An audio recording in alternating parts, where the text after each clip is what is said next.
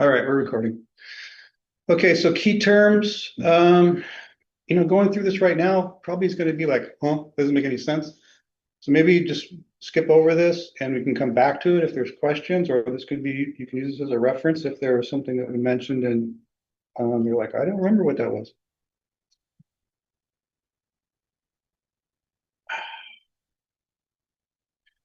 So John, I guess he does this, you've seen this before. He does a really nice job of the things that are potential problem areas. He has screen recordings of himself going through the thing.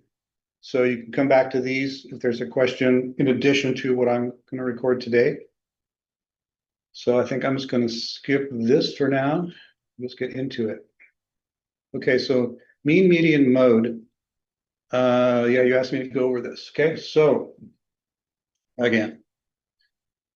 Okay, so it's like, why are you talking? Why don't we just get into spreadsheets? Well, we're not teaching you how to use spreadsheets here. We're teaching you how to solve problems using a spreadsheet.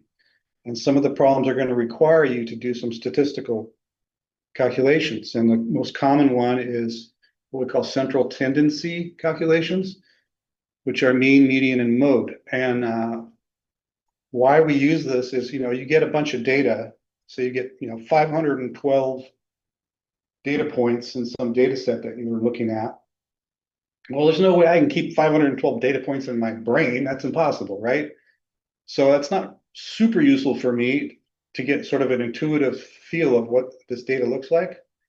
So what we can do is we can use a couple of techniques to try to boil it down to some representative thing.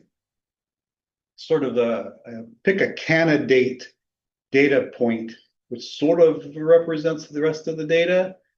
You could also say we sort of take the temperature of the data and come up with like one number. And now one number I can fit in my brain, right? So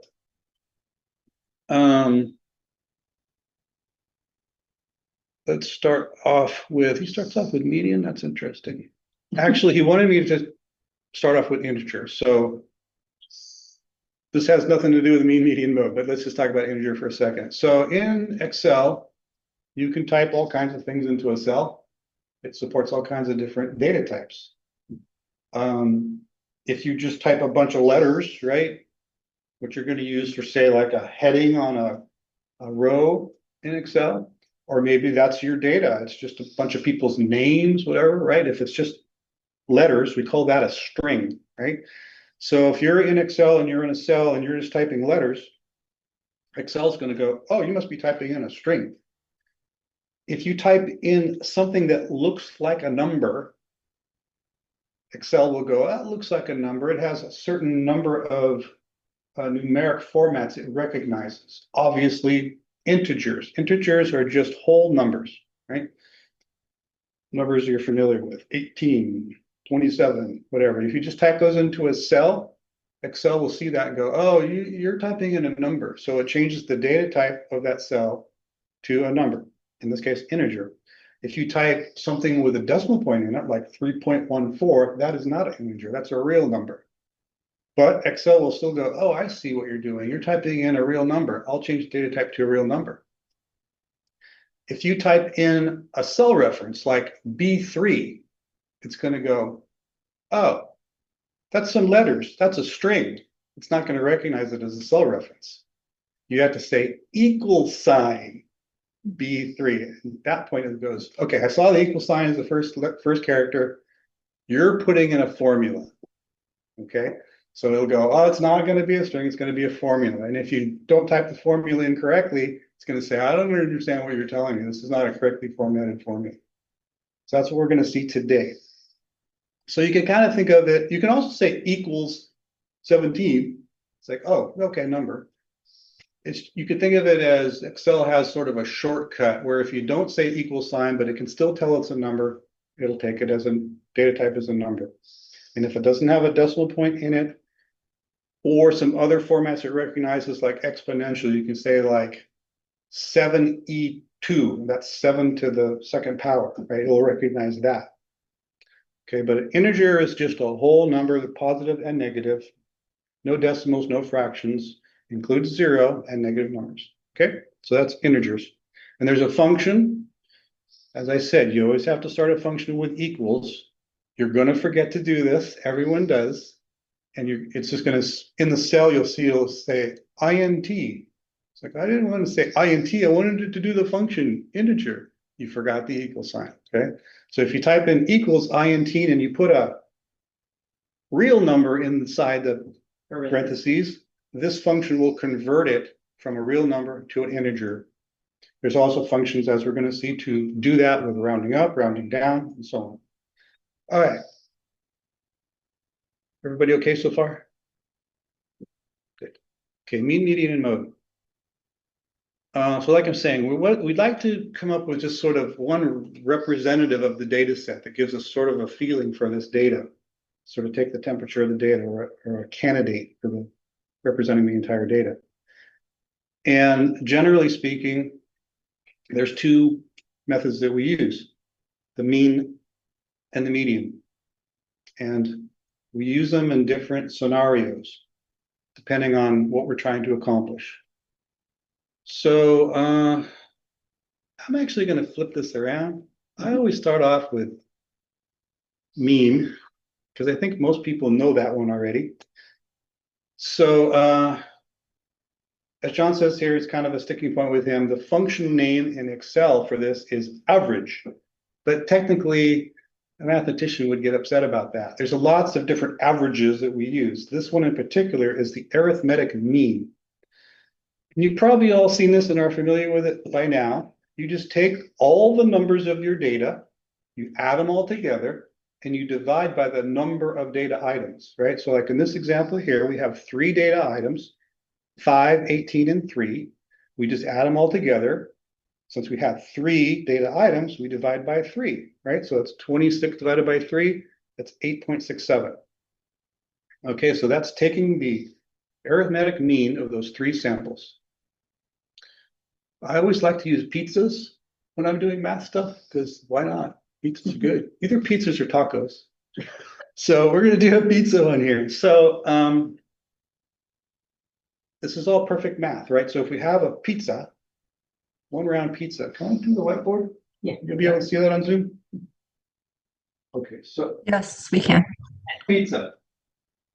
So rather than say this is in square centimeters or something, I'm going to make the math easy. I'm going to say this is equal to 1 pizza unit. Okay.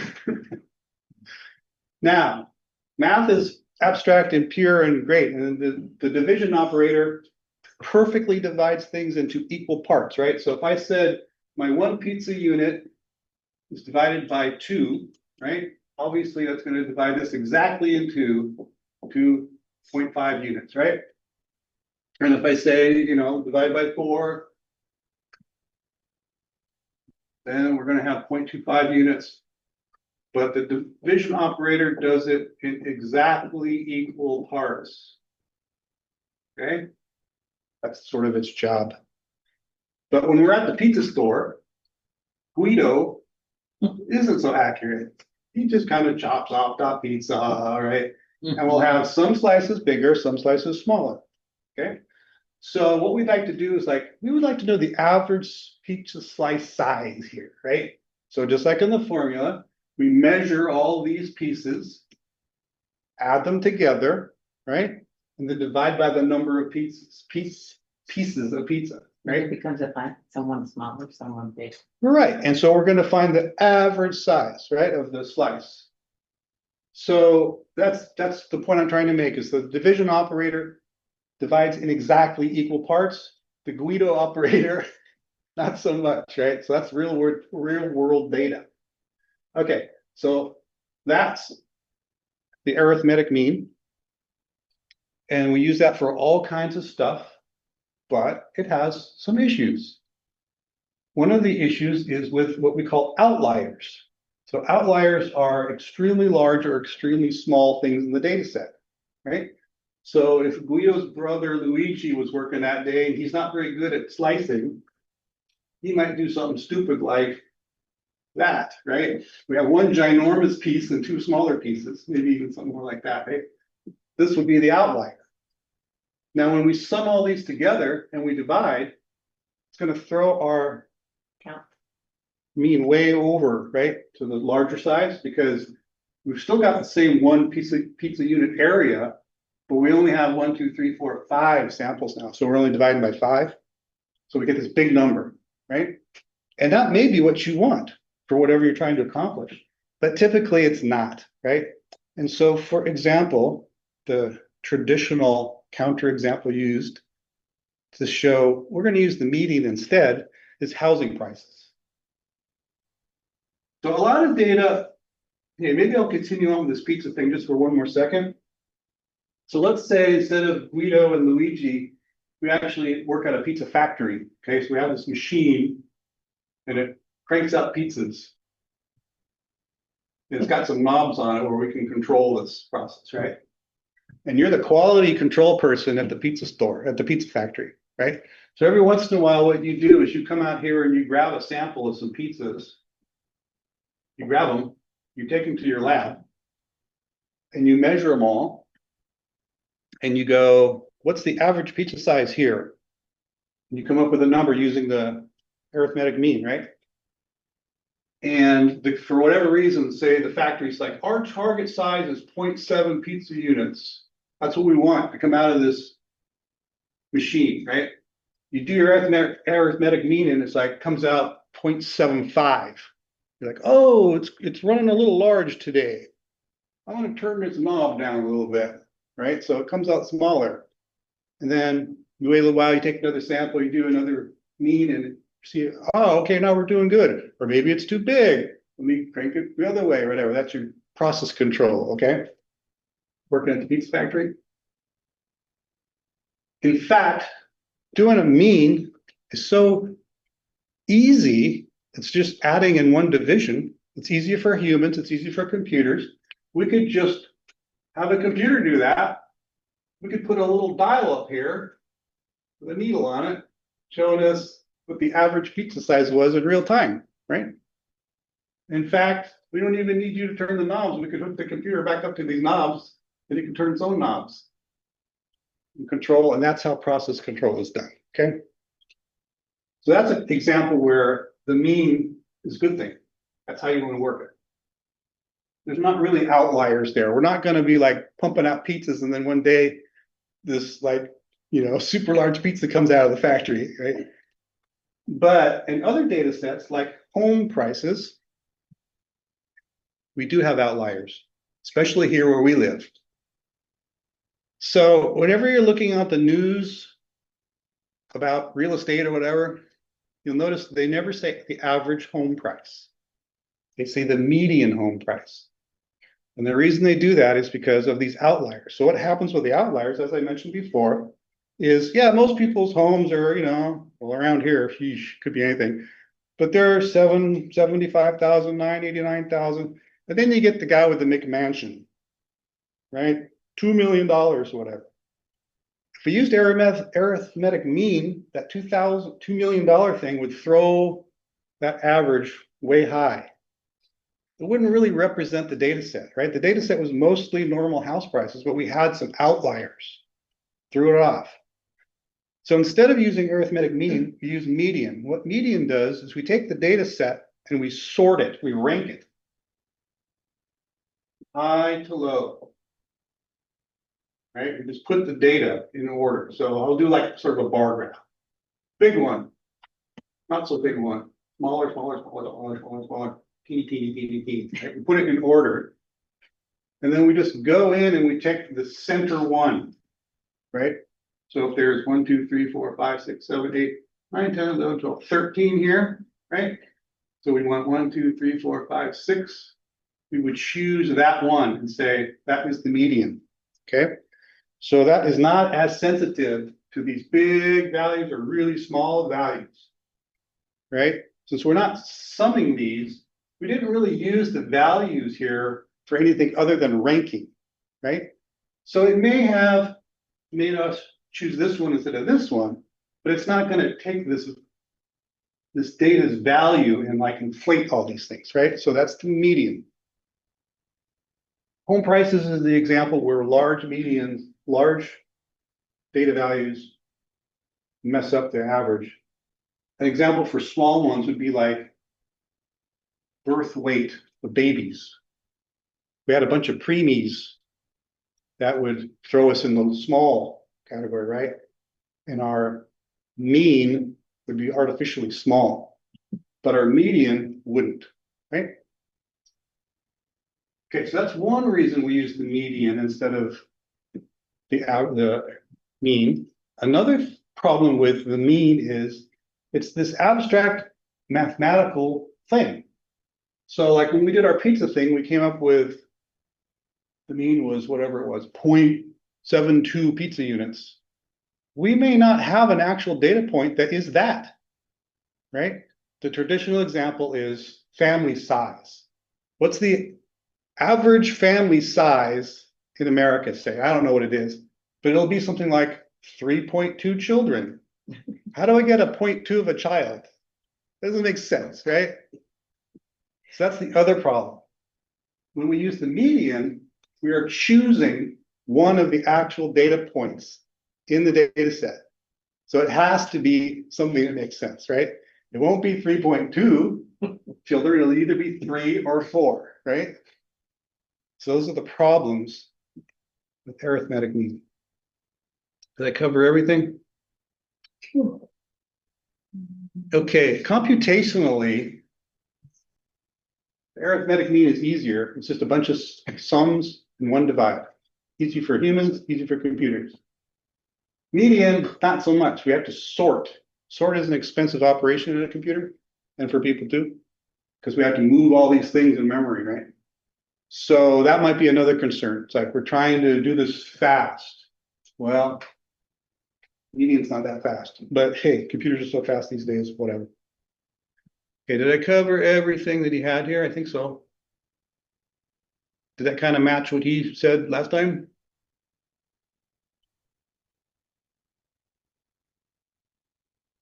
Okay, the Google Sheet stuff, like I said, I'm really concerned about getting through the workbook. So I think the Google Sheet stuff, I'm gonna kind of pass over and leave you on your own to do that. It all seems totally straightforward. You're just kind of looking at self-formatting controls in Google Sheets here. So I'm going to skip over this one. All right, so here we go. Module 3. Get the data. So go ahead and download this data. NPEX 3-1. Everybody can get that, yeah? Textbook assignment. Let me know when you guys are all there.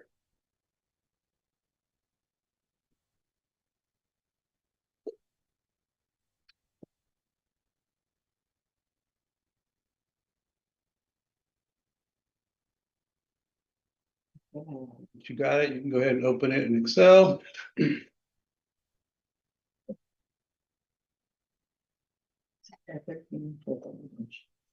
Yeah. Oh, this Zoom control is going to be in my way. Move it down anymore. Kind of move it over here.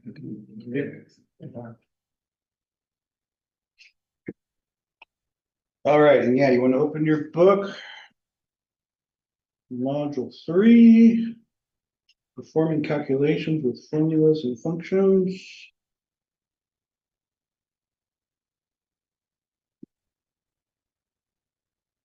Everybody in sync? Yes. Yes. I don't know how you guys are going to do this screen real estate wise, because you're going to have the Zoom open and Excel open. If you got 2 monitors, that would be ideal. If you don't, I don't know, maybe just minimize Zoom, just audio. I don't know, whatever works. All right, so this is our example data set.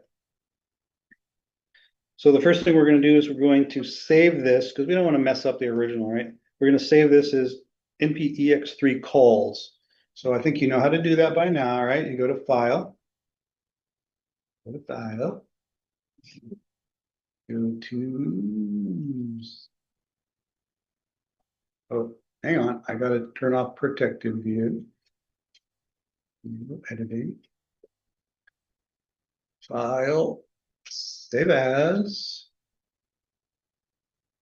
And do you have USB sticks or you're on your own computers or whatever, right? Because yeah, anything you save, as you well know, but I don't want you to lose anything. If you save it on the computers right here, it's going to be gone when you log out. So make sure you save it to your USB drive or someplace safe.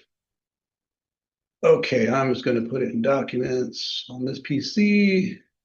And we're just going to change the name to EX3 calls, right? And we save that. And it's also, changes what you're working on right now to that same thing. Just make sure, look at the top title bar of the window, make sure it says NPEX3 calls. Okay. All right, we did step one. Okay, so also help me out here. I don't know what you already know, what you don't know. So down here, these tabs, each one of these is a sheet in this workbook. Right, the whole file is considered an Excel workbook, and then each tab is considered a sheet. Right. So in this one, we have documentation, call center log, support, staffing calculator, and formulas and key terms. Right. So the first thing is we're going to go to the documentation sheet, which is what you're on right now. And you're going to put your name and the author, which is B3, right? Make sure you're on B3. You can look up in the little corner here, right? It always tells you what cell you currently have selected. We are on B3. So go ahead and put your name in there. Right. And then in B4, the one below, which you can either click on with your mouse, or if you give it enter, it'll automatically go down. Make sure you're in the right place, B4, and put the date. And for now, we're just going to literally type in today's date, 2/12/2026. We're going to see a more automatic way of doing that in a bit. Okay? Always do a save every once in a while, just to make sure you don't lose anything. Okay. So now we're looking at call center log worksheet. So that's down here. Click on the call center log worksheet. So this is all of our data for this call center.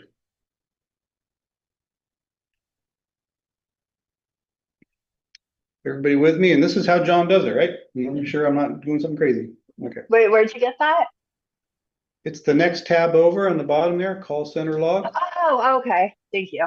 We're just doing a different sheet in this workbook. And all we're going to do here is kind of look at this, right? Go to the formulas and key tabs. We're just looking at this data here, right? Go to the formulas and key tabs or key terms tab. And this is just documentation that someone put in, kind of documenting the conversions that they're going to do, days to hours and so on, so on, so on, right? Here's our average or mean, median, all that kind of stuff. Okay, so we're just kind of perusing what we got here. So now we're going to go back to the call center log. Okay, so let's talk about constants and units. So a constant is a number that doesn't really change. It stays constant, right? It's not a variable. So variables are numbers that change all the time. Constants are numbers that don't change. So like pi, if you're doing like the circumference of a circle or something, 3.14, blah, blah, blah. That's an example of a constant. So you'll use constants in your formulas, and you can do it in a couple of different ways. You can either do it right in the formula, if that makes sense. So some of the formulas we're going to do is like converting a Excel date number, which I'll talk about in a second what that actually is, into like seconds, right? So we're gonna have to multiply it by some numbers. How many seconds in a minute, how many minutes in an hour, how many hours in a day? So 24, 60, 60. So we could have a choice of either just putting that right in the formula in the cell that we're in, or we could put those numbers in another cell. It's like, don't touch that cell, right? That's our constant cell, and we could refer to that cell in our calculation. And it's a judgment call which way you go. For something like this, where it's 24 times 60 times 60, I would just leave it right in the formula, because I think people would look at that and go, oh yeah, I get it. You're just converting it from, date code, a date number into seconds. But if it's something esoteric, you might want to reserve a cell for that constant, put it over in that cell. You can also put the name of the thing in a cell next to it to self-document the thing. And the other option that gives you, even though we're saying it's a constant that never changes, we know how life works. Maybe you thought it was constant, but sometime in the future, you're like, oh yeah, I need to change that constant. Maybe you were using 3.14 for pi, and then you do a bunch of calculations. You're like, that's not accurate enough. I need 3.151497. Well, if you had literally typed it in all your formulas, you're gonna have to go back to all your formulas and change all those numbers. If you had decided to put it in one cell as a constant, and you referred to that cell in all your formulas, you just have to change that one cell. Changes the constant for everything. All right. So that's deciding where to place the constant. Now we're at calculating with dates and times. Okay, cell H5, right there. How do I know? Look in this little spot right there. I got H5 selected, right? So we're going to do our first formula. Like I said, you're going to forget. I'm going to do this wrong so you can see what happens when you do it wrong. I'm going to forget to put the equal sign in, which everyone will do.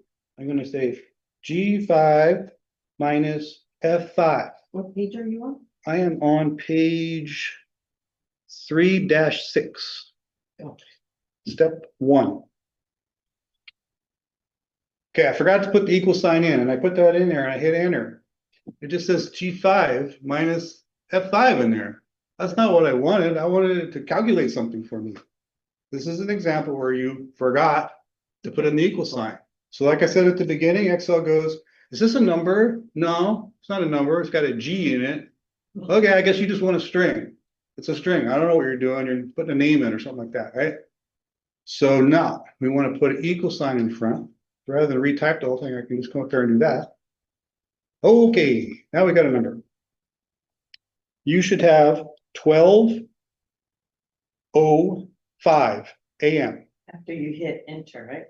Hit enter or click the next one down, either way. What was the numbers we put in? Sorry. You want to put in the Equals. formula. Here, I'll go back so you can Oh. see. So you can see what's in a cell right here, right? Okay. So it's equals G5 minus F5. You don't need to type it in capital. You can type it in lowercase. It'll figure it out. Everybody good so far? Okay, we're going to do the same exact thing in J5. So here's J, here's 5, J5, right? And in this one, we're going to say equals I5 minus G5. Equals I5 minus G5, right? Enter. You should get 12:20:37 a.m. You get that?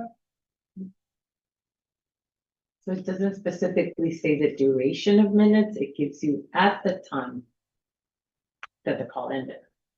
That's right. You're going ahead. Oh, okay. All we did right now is subtract 2 time cells from each other.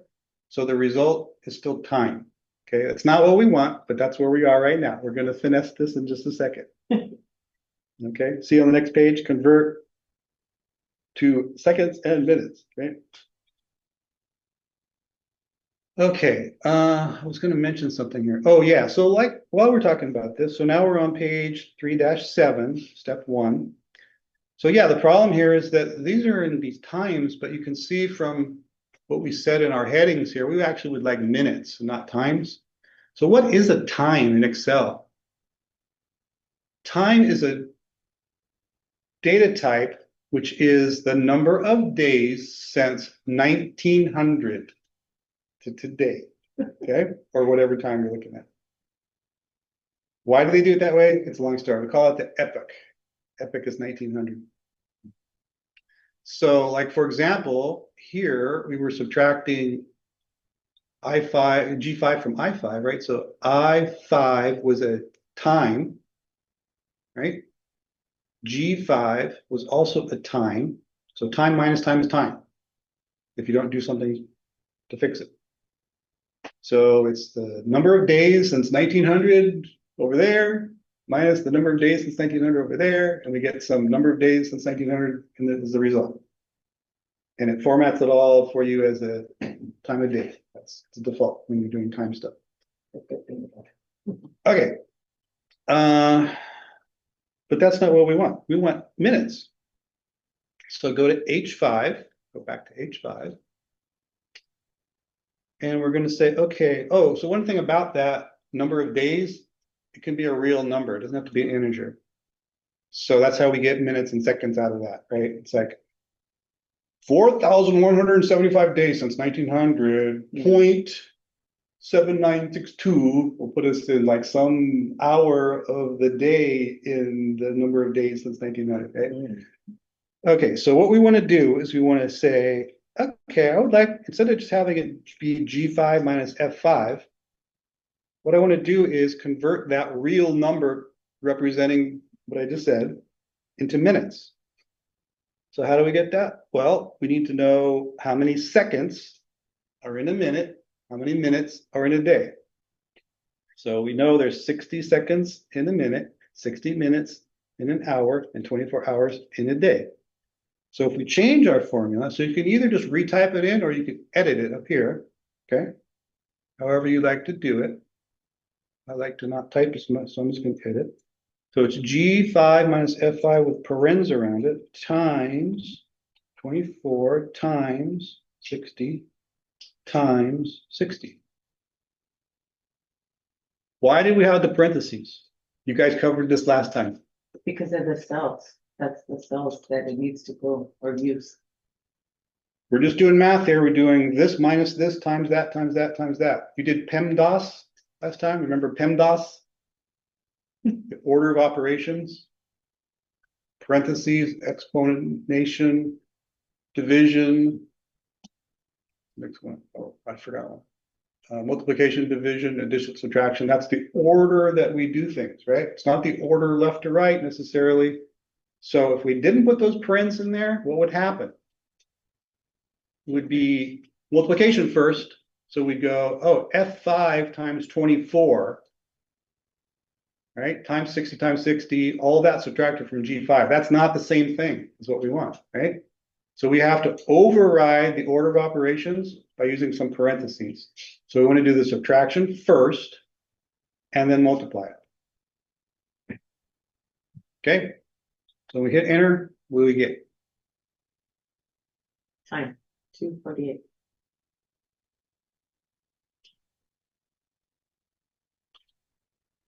Okay, so we're still formatted. We're going to change that in a second. So bear with me, but at least we've calculated the number of seconds. We're going to do the same thing in J5.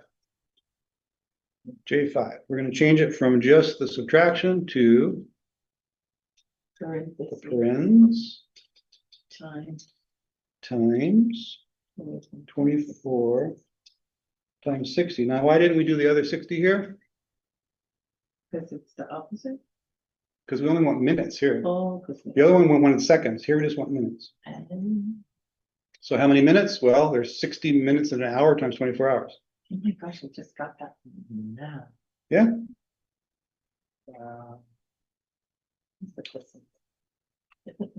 Okay. So now we're on step 5, right? So select the non-adjacent range H5, J5. Do you remember how to select non-adjacent ranges? So you select the first one, H5, but we also want J5, but it's not consecutive, right? So if it were consecutive, we'd hold down the shift key and select the last one. That would select all of them, but we don't want all of them. We want to skip the one in the middle, so we use the control key. Remember that? So hold down the control key, select J5. See, they're both selected, but it didn't select the middle one. So that's how you select non-adjacent. That's what it's on non-adjacent. I have to write that down. Yeah, those are the two keys you really want to remember. Shift and control, you're going to use them all the time. We'll have more examples of that. Okay, Wait, I didn't do shift and control, just did control and the spot, right, like this? I don't know, like, you did it. How would you do it? that I did it on the black one, so it goes up here, right? Oh, yeah, you're in 6. See, you're in J6. You want to be in J5. So go back up here. Yeah. Okay, so that, select that one. Now hold down control and also select that one. Now just that one. Now we're selecting, not that one. That's Got it. it? Okay, now we want to change the format. Oh, it didn't stay.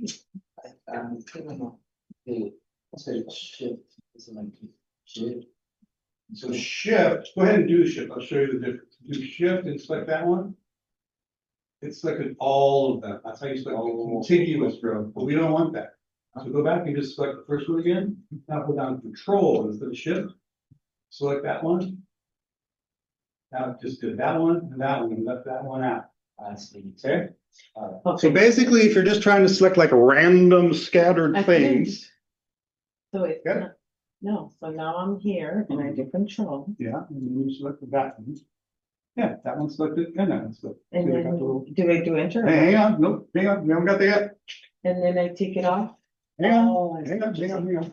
So, We just wanted to select those two non-consecutive things, right? So just drilling this back in your head again, if you have like a bunch of random cells that you just want to select, control, bang, bang, bang, bang, bang, wherever they are. If you want to select like a whole bunch of things all in one row or all in one column or even a block, select the first one, shift, select the last one, everything between those two will be selected. Make sense? Okay, so now we're going to go up to the formatting thing up here. Right? The number group. And you're going to push this little arrow, number format arrow, and pick general for the format. okay, so we.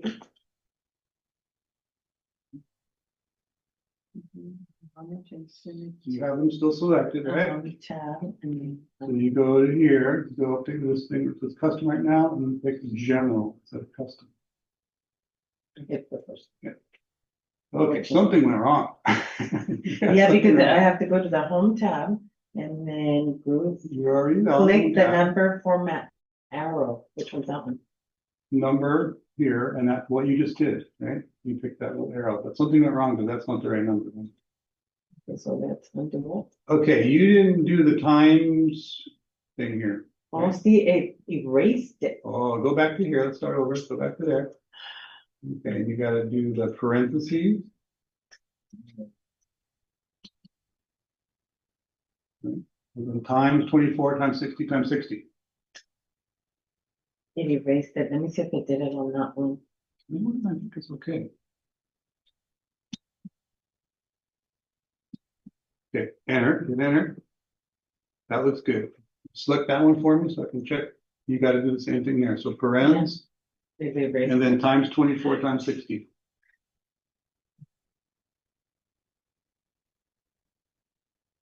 Man, here, it's like way hot in here.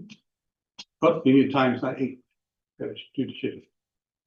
There you go. Okay, hit enter. Okay, those numbers look good. Now go to the select, control, select that one as well. Go up to the format, change it from custom to general. That looks good. Wonderful, thank you so much. Oy. Okay, so you should have what I have. You should have 5 whole time seconds and 20.611, blah, blah, blah, blah, blah, just like it says in the book, right? Mhm. Everybody okay? Everybody on Zoom okay? Yes, thank you. All right. It's 10:30, we gotta take a break. So let's do a save. Boom. Don't wanna lose anything. Let's do the 10-minute break. Be back at 10:41. Try to talk about mode.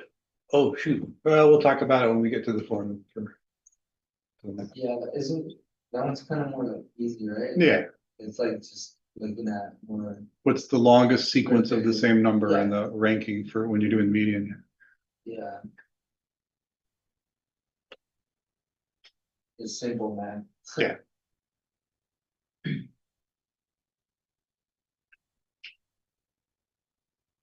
You don't even need to know the math because there's built-in formulas for this, but it's always good to know like, what is it doing?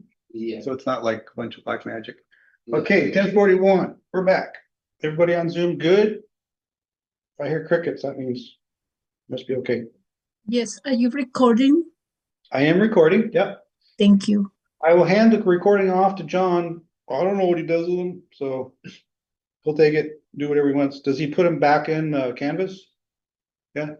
That's what Yes, that's yes, what he does. Okay, cool. Okay, so we were still on page 3-7, almost done. We have step 6 to do, which is a big one. Just click cell K5. It was just to get the selection out of the way.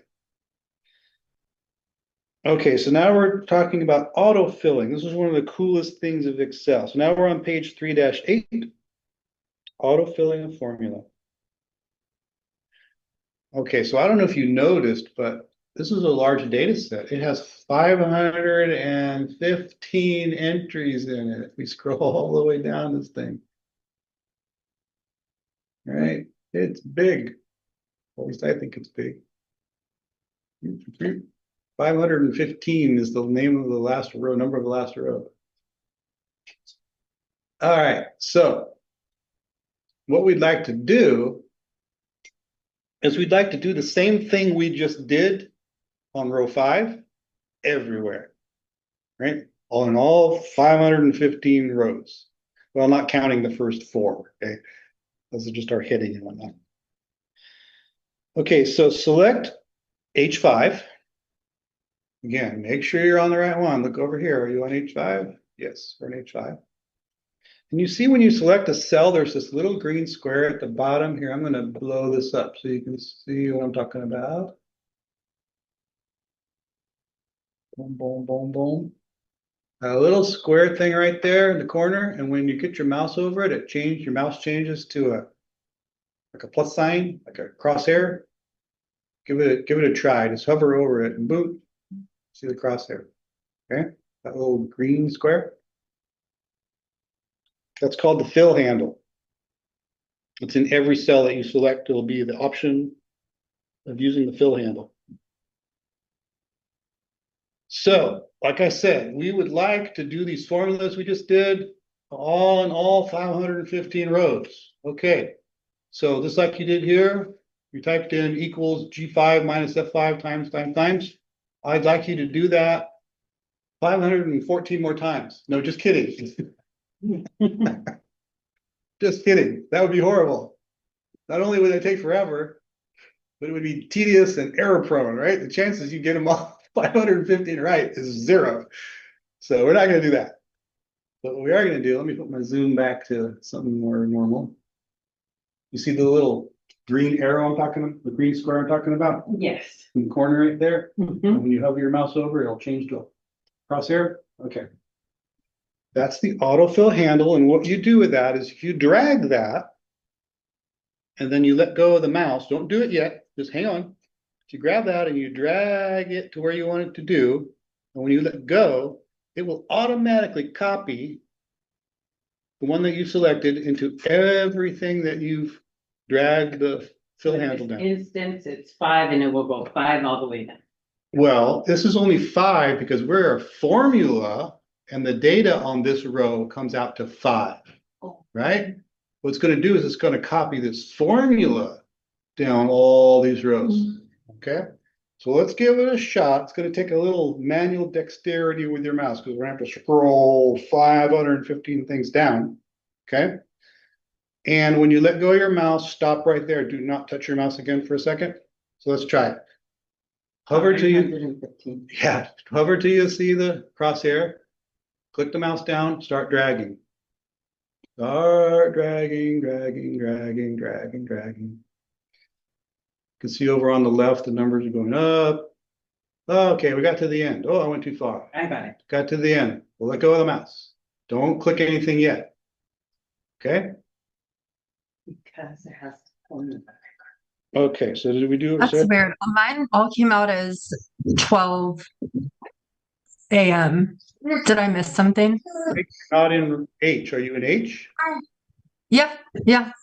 And I know how to do the autofill thing. Oh, okay, I think what happened to you, it says AM, like 12 AM or whatever, Yeah. format. Yeah. Did you Yeah. format the very first one, like we said, go up and change it to general from time? Yeah, I Do that? did.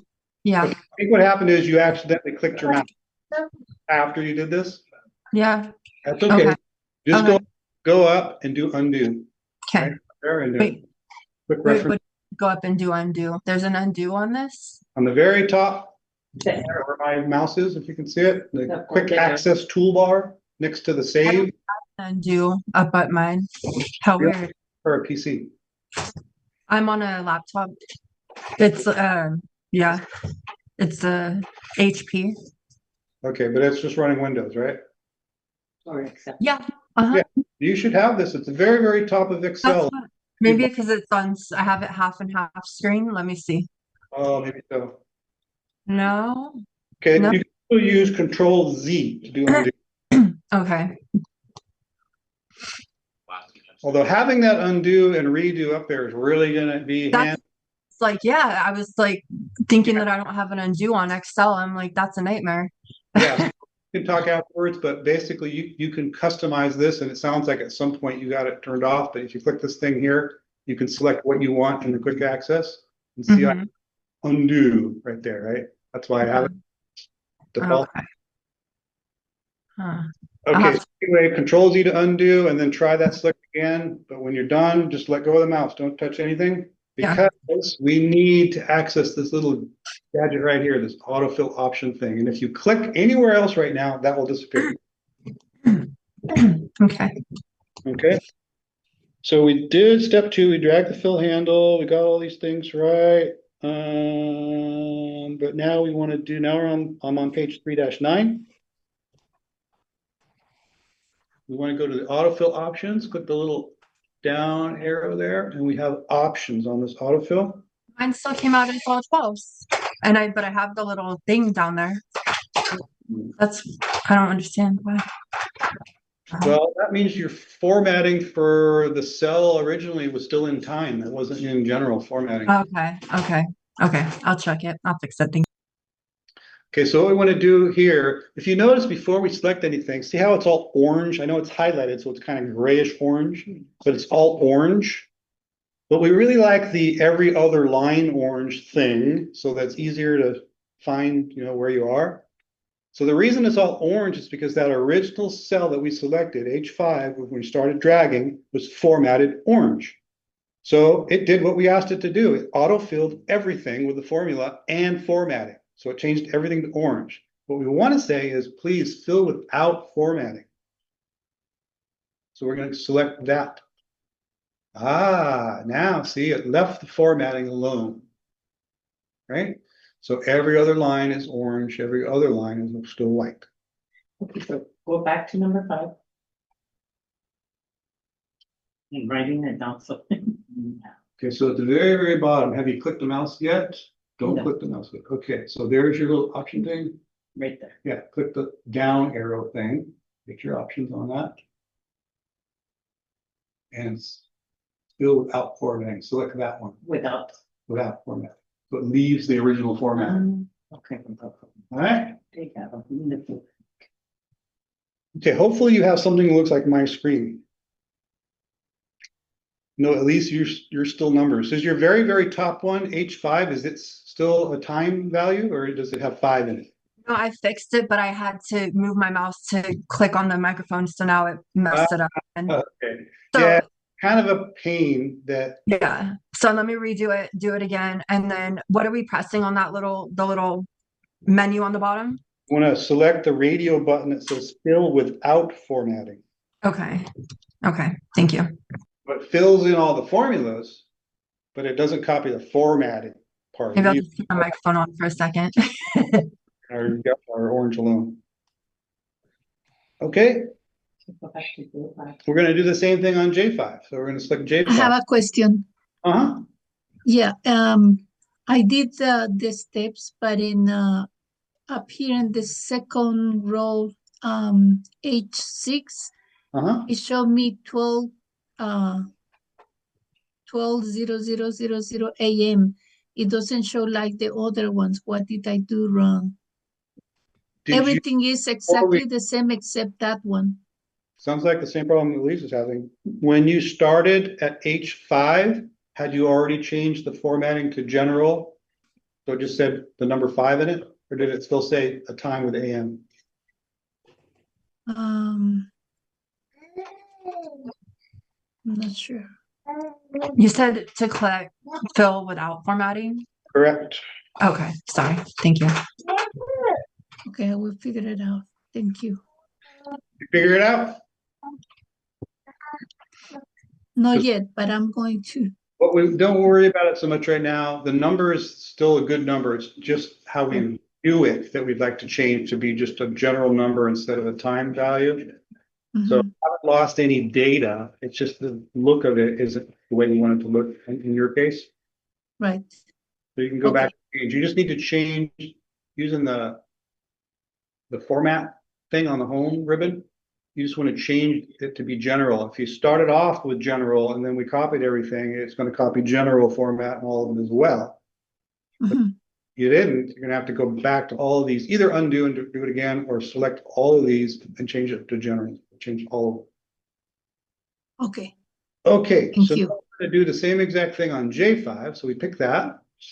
We hover until we see the crosshairs. We grab it, we drag it and drag it, drag it, drag it. Whoa, I went way too far. Way too far. Kind of stops right there, and if it doesn't stop it. Yeah, it just takes off like a crazy man, yeah. It's kind of like, did you mean this? Oh, It right. has acceleration. Okay, so boom, do that. Oh, don't click anything yet. Go over here, click the little button, fill that formatting. Group. You should have something that looks like that, that looks like your book.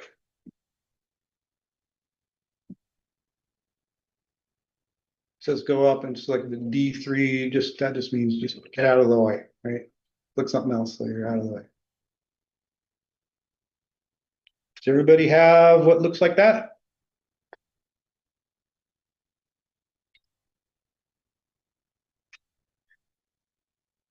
Okay. Yes. Are we supposed to click anything on the formatting for that one? The same thing? Do the same thing, you know, when you get to that little fill options thing, you say fill without formatting. So use the original formatting with the orange and white as it was.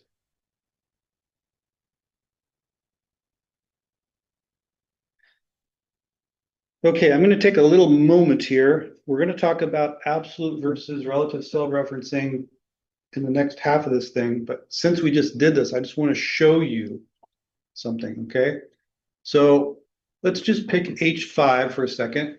Remember our old formula here, G5 minus F5 times 24 times, okay, great. And we said, can you please copy that through every row in this thing? Well, pick the next row. What does it say? Does it say G5 minus F5? No, it says G6 minus F6, which is exactly what we want because we're trying to do a formula for this row and then the same sort of formula for the data in this row. Right? So we want it to change as we go along to all the row numbers that make sense for that row. Okay, so that's usually what we want. If we had to change, if we did the fill and it changed them all with the same exact thing, G5 minus F5, we would have the same number and everything, and that would be useless to us. This is an example of relative cell referencing. So when you type in cells like B5, whatever, the default is relative, which means even though you're typing in, like I'm in this cell and I'm typing in G5, you're entering it as an absolute thing. What it actually is putting in there is a relative thing which says, oh, you're in H5 and you're talking about G5. From where I am, go over 1. That's what that really means. It's relative, right? G5 is this one over here.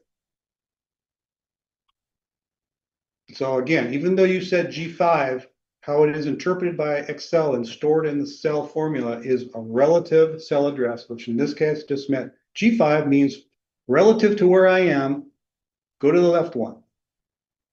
That's how this works, right? Since that was relative and we copied it, when we came down here, it's like, oh, wherever I am, go over one. That's how it's G6 and not G5. Does that make sense? Okay. You could see how unuseful it would be if we did the autofill and it just literally filled with absolute cell references, all of these things. It'd all be the number 5. And it's like, that's not useful. I wanted you to automatically increment the stuff as it was filling. And you can see on page 3 I found my mistake. In number instead of general, I have custom. That's why it was showing me a different number. Yeah, we were on that page. You want to switch that with the little arrow thing, right? Right, I did it. To Thank general. you. Yeah. Okay, good. All right. So like I was saying on page 3-10 at the bottom there, it's kind of giving you a little table of a lot of the things that it can detect the pattern when you're doing the autofill and then continue on with the pattern. So like if you had the numbers 1, 2, 3 and you did autofill, it would go, oh, I see what you're doing. You're doing 1, 2, 3. I'll do 4, 5, 6 and so on, right? Same with times and dates and all kinds of stuff. It's super useful. That's exactly what we want most of the time.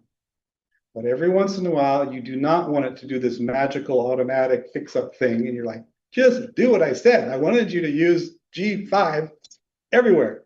That's an absolute cell reference. And we're going to see how you say that in the next half of this thing. Everybody good? Okay, now we're on page 3-11. And we're going to see it like an example of what we just talked about. We're going to go to cell E5. Right? Make sure it says E5 right there. And we're going to just type in without an equal sign, case, just the word case 50127. It's like it says in the book. Okay, so what is Excel going to do with this thing? It's going to look at it and go, that's not a number. That's not a formula because you didn't start with equal sign. So I'm just going to take the letters that you said. Hit enter. Boom. Okay.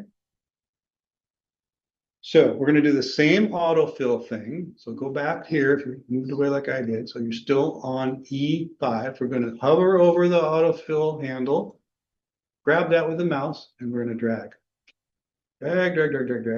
Try not to overshoot. Drag it to Drag it all 515, it says. 515, all the way. This time we'll pay attention and not overshoot. Maybe. I don't have your fast reflexes. I'm 67 years old. This is, All right, coming up. We're almost do I there. let go? Let go, but don't click anything. Okay. Whoa. Don't click anything and I did it anyway. Well, it'll do it. It just, I don't want you to click anything so that the autofill option box is still there in case we want to use it, I see what you're saying. which we do. So go to the autofill, just like we did before. Click on the options, fill without formatting, because we don't want it to be all orange again. Same story, right? Fill without formatting. All right. Now, what did it do? See, it detected a pattern. The autofill detected a pattern. It said, oh, I see what you're doing. You got a string there, case 50127. I'll just increment that number for you, right? 50128, 129, and so on and so on and so on. Did that for us automatically.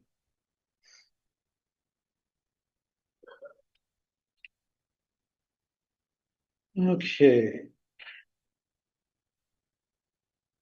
So yeah, there's these sort of what you would say canned patterns that it can recognize, right, on the bottom of that page. But what if you have some kind of a thing that it doesn't know? It's like, I can't detect your pattern here. We're not going to do this, but just so you know, there is a way where you can define your autofill pattern just by rules, right? You can see the dialog box there. We don't have to go in to do this, but just be aware that it's there if you need it, right? You can say, is it in series going up and down or a series going right to left? And how do you want me to grow the series as I go? What number to start, what number to end, all that kind of stuff. Page 312. Yeah. 3-12. Okay, so now we're going to start talking about functions, built-in functions, okay? There are hundreds of functions in Excel. And I mean, there's two problems. One is how do I use this function? How does it work? And the other one is just finding it. Where is it? They give you a bunch of helpful things. So the first one we're going to talk about is rounding. So now I'm on page 13, right? Rounding data values.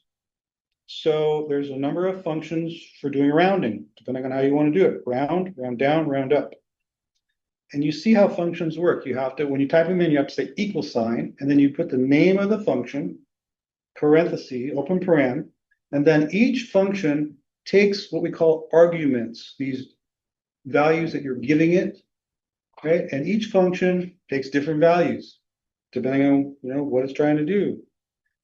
Some of these are optional. If they're in italics, it means you don't have to give it. I have a default for that, and I'll go with that default. So you just have to give it, in this case, like for rounding, you only have to give it the first one, the number that you want to round. But you can finesse it by giving it a second argument if you want to. It says, how many digits of the number do you want me to round to? Right? The number is the number to be rounded, and num digits is the digit to round the number to. If you use 0, it rounds to the nearest integer, right? If you use 2, it rounds to 2 decimal points, and so on. So in their example, round 132.438, comma 2, that's going to round that to just 2 decimal points. Right? So it would be, well, if you change it to 1, it'll be to 1, right? So 132.4. So that's sort of how we use functions. They're just a function name, parenthesis, arguments, some optional. And here's a little box there that reiterates what we just said, how to round a number. So we can just do a round to the nearest, up or down to just to the nearest, or you can force it. I want to round down to the nearest one down, integer or whatever number of digits you're asking for, or up. And then as we started off the whole thing, there's also this int function, which means take a number, convert it to an integer. So take a real number, something with a decimal point in it, convert it to an integer. And these all have to be in the formula, right? This is what you would type in the cell, equals and all this junk. Like I said, finding the names and knowing what the arguments are, that's the trick. But we're going to show you how to give you all this helpful stuff to help you with that. All right, so the first thing we're going to do is cell J5. Did you move on to page? Yes, I went to page 314. J5, duration in minutes. So yeah, I mean, this isn't super useful. It's really cool that we calculated the minutes now, but 20.61, it's kind of hard to read, right? Yes, because we're going to do it over again with a formula. Okay. So in J5, press the delete key. Where's my delete key? Right there. Okay, we got rid of that one. Right, so it should be just blank right now on J5. Now on the ribbon, go back up to your ribbon and click formulas. And this is where we have the whole formula help you out thing. So rather than have to remember all these formulas or look them up on a book or something, this is the ribbon that helps us find the formula and explain to us how to use it. So we clicked on formulas tab, we'll go to insert function, which is the very first one here, right? Click on that. And then in the search for function box, type round. So it's already highlighted to say round. So then we just delete what's in there, put round. Professor Dwayne, where did you get that box from? So you go up to the ribbon and you select the formulas ribbon. And then it's the very first thing on that ribbon, insert function, looks like the F. To the left side, corner left side. If you remember your functions in math, they always use the F, right? Where it says insert function all the way to the left. Find it?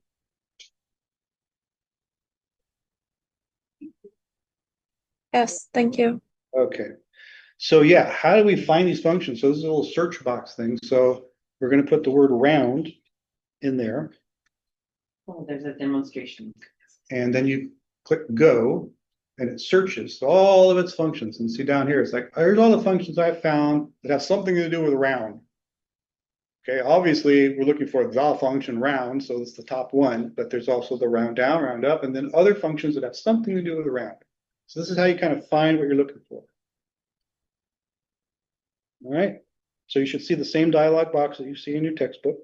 So we want to select round up. Okay, so we're not going to go with our normal, just everyday round. We're going to go That's round where we're up. gonna get the actual formula words. Yes, so if you know this already, you can just type it in, but the chances that you know it and how to use it and the arguments at this point in your life anyway are pretty much zero. So you're going to use this helpful thing to help you hunt down the thing. But as soon as we're finished here with this one, you'll see it just puts into the cell the function. Once you see that, you're like, oh, that's how you do it. You can just type it in if that's faster for you. Because this is a lot of clicks, right? Okay, so where were we? We selected round up. We select OK. Oh, by the way, notice it's giving you a little help thing here. It's telling you round up, here's the arguments, rounds a number up away from zero. Okay. Why does it say it that way, away from zero? Because, yeah, positive numbers, it gets up. Negative numbers, it gets more negative, right? Away from zero. Okay, select OK. And now in more little help, it's going to help you with the arguments, right? Okay, in the number box, where we are right now, type your old formula that we originally used. Open paren, I5 minus G5 close paren times 24. Oops, I said 124 times 24 times 60. Make sure you have it just like that. Open paren, I5 minus G5, close paren, times 24 times 60. That was the original thing we had in the cell.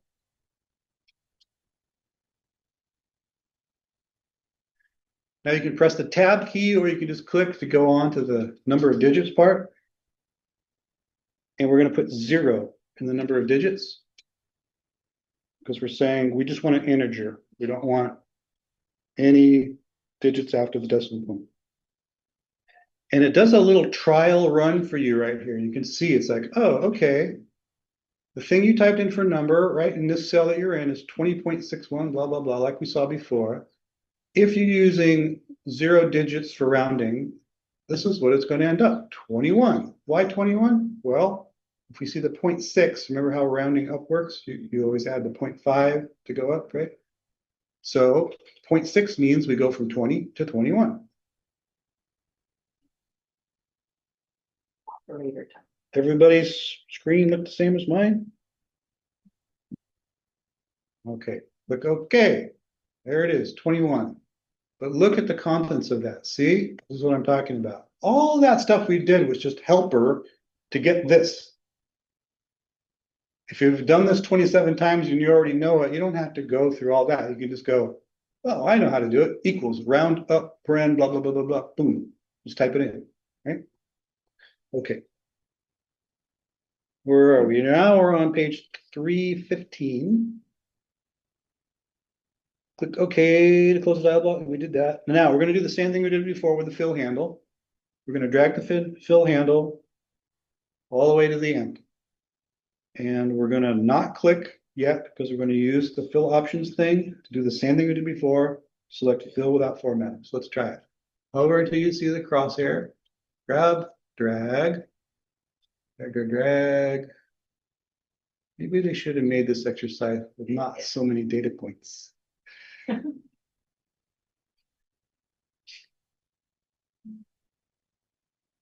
There's also another way to do this, which I'll show you someday, maybe.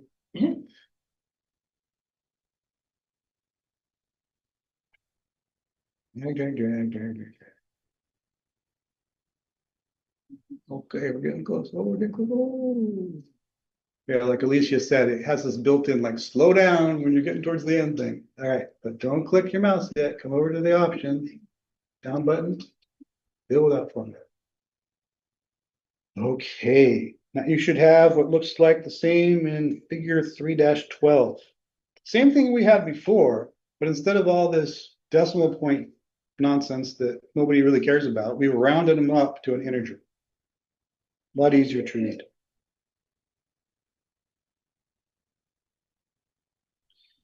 There's more info on this page about other round options. You can look at it at your leisure. We're not doing it today, so let's move on to page 3-16. More functions. Now we're going to use some min and max functions. Okay, they do what's on the tin, right?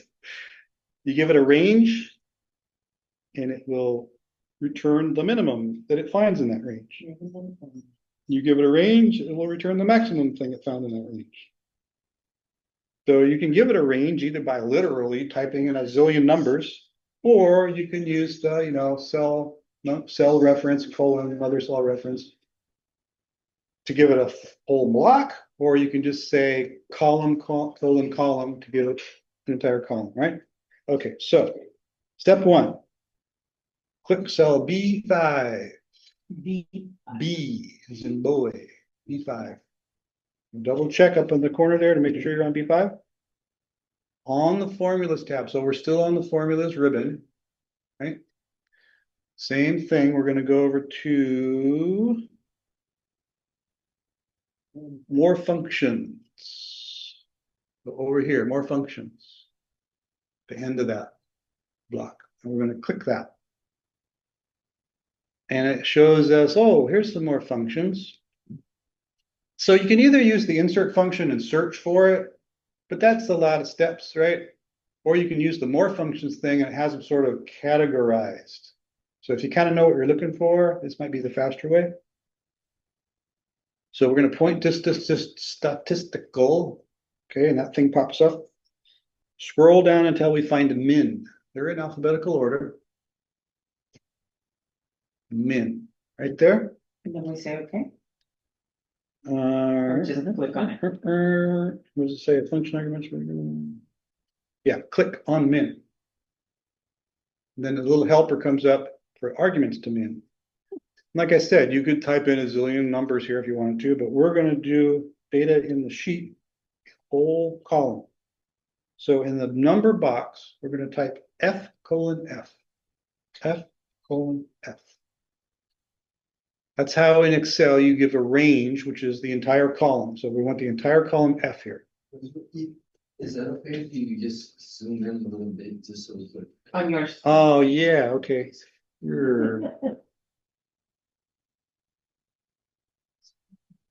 Oh, heck, okay. I gotta Oh. cancel this, so let me do the zoom. Bang, bang, bang. Is that better? Yeah. Okay. So here we are, B5, more functions, statistical, First one. min.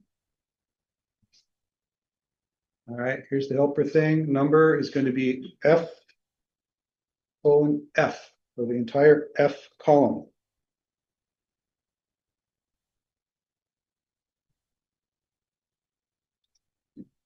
Okay, so since we gave it a range like that, that's all we have to say. We're not going to give it another number, or so on. You can do this like a zillion times if you want to, but we're just saying, hey, whole column, okay?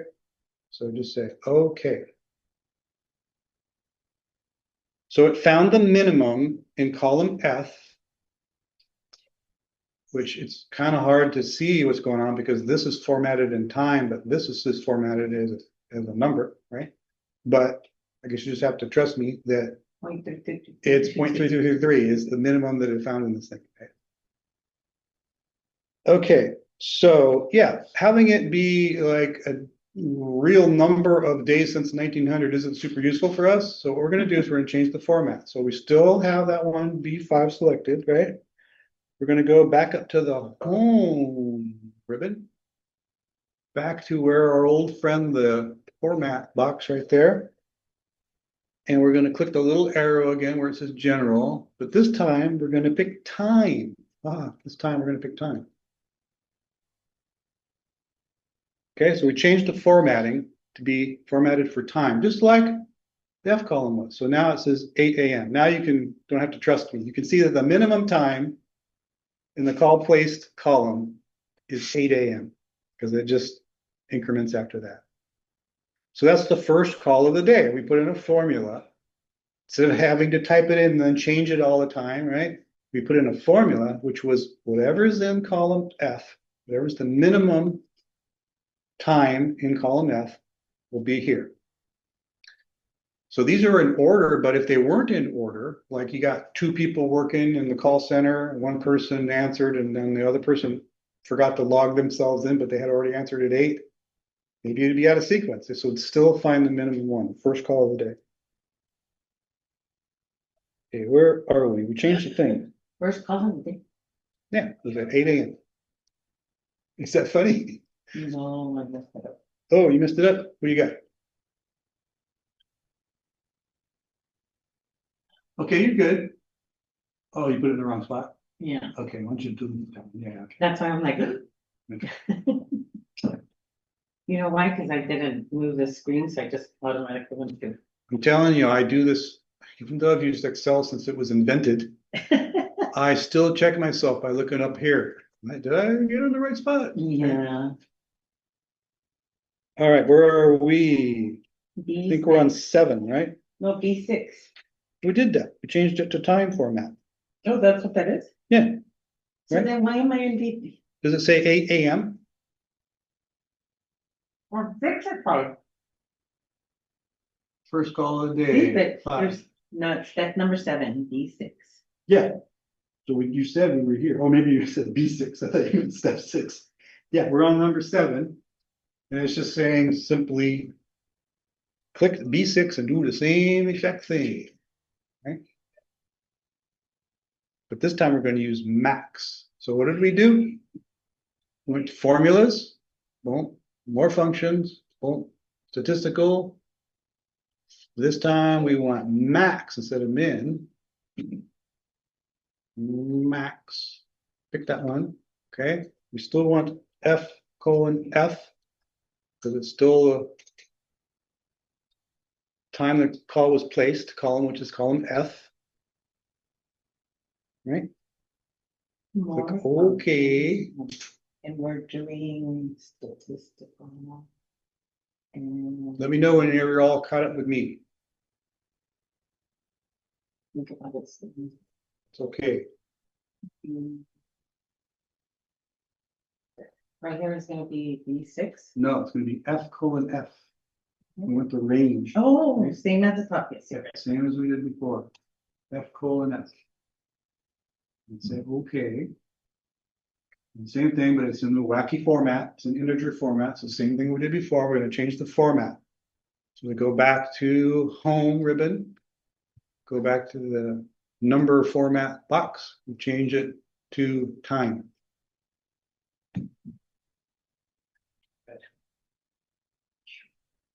Does everyone have 5:59:49 in B6? That's what we want, PM.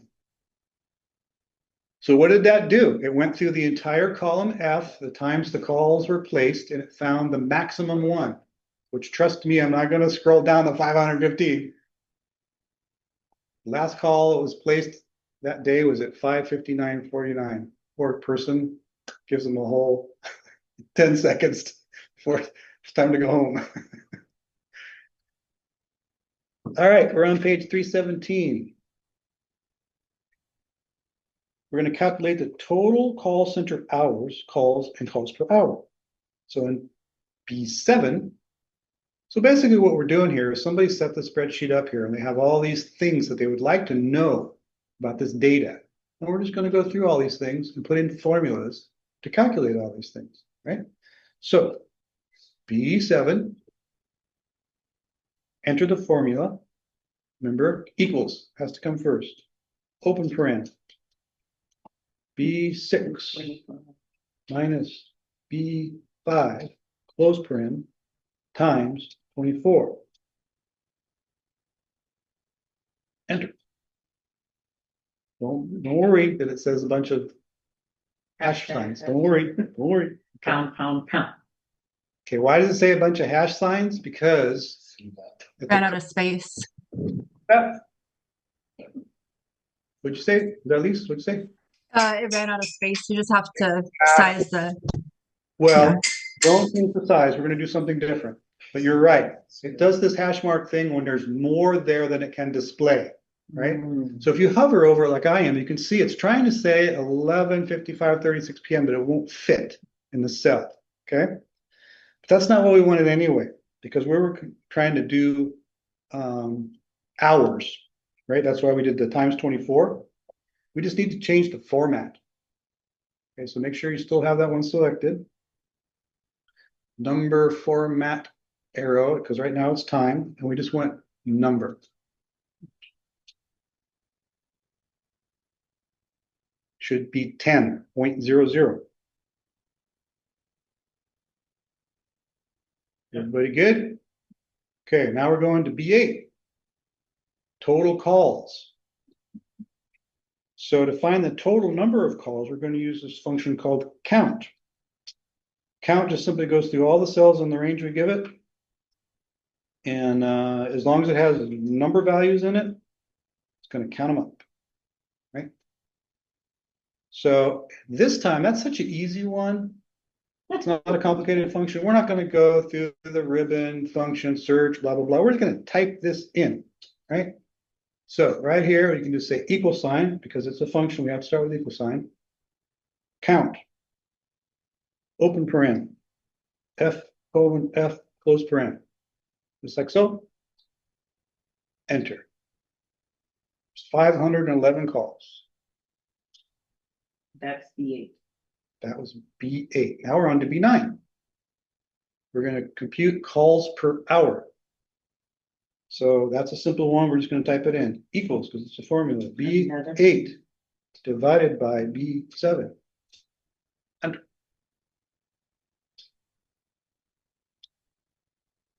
Right? What did we just do? Let's just back up a second. We said B8 minus B divided by B7. So we're taking the total number of calls and we're dividing it by how many hours we were open. So we're getting the hours per call, right? And it's 51.11, blah, blah, blah. But that's too many decimal points for us. We don't like the way it looks. So we're going to change the format. Same thing. And then come up to number. We're going to click number. Oh, right. And now it just sets it to 51.12.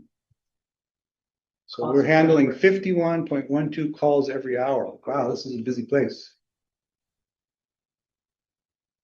I'm going to save because I don't want to lose anything at this point. No, Clicking my save. let's not forget that. So you should have on your screen what looks like figure 313 right now. Is everyone good? Yes. Next page. Next page. We're coming up to break, but I think we can do a little bit. A lot of talking here. A lot of talking here. I think maybe I'm just going to skip over the green box. You can read it on your own. It's just talking about displaying significant digits, right? It's not rocket science here. It's like, you know, when it does the math, it's going to give you as much numbers as it can show in the cell, maybe more than. So it might be something like, you know, their example, 10 divided by 3 is going to be 3.33333 because it's a it is a repeating decimal, right? That's probably not useful for us. So just like we did, you know, before, you can use rounding, you can do int, you can do whatever you want to like shorten it down. Okay, finally, we're back to what we started talking about at the beginning of class, measures of central tendency. We have average, which really means arithmetic mean, median, mode. There's a couple of modes that you can pick. I didn't talk about mode, but I guess John talked about mode last time, maybe. But I'll talk about it really quick. It's pretty straightforward. So when we're doing the median, remember that's where we just rank the values in our data set from highest to lowest, and we choose the center one, choose the median. John had a picture of, you remember that when you're driving down Highway 17, that big cement thing in the middle is the median. Where is it? It's in the middle of all the lanes, okay? Median. That's the way you can remember. Okay, so when you do the median, great. We have ranked, or data ranked from high to low. We pick the center one. That's great. There's another thing another piece of information you can get out of that. It's called mode. Mode is very simply just what numbers in our data set, now that it's ranked, are the same numbers? Right, like, so say we had 57, 42, 9, 9, 9, 9, 9, 9, 1, 2, 3. So the mode would be 9.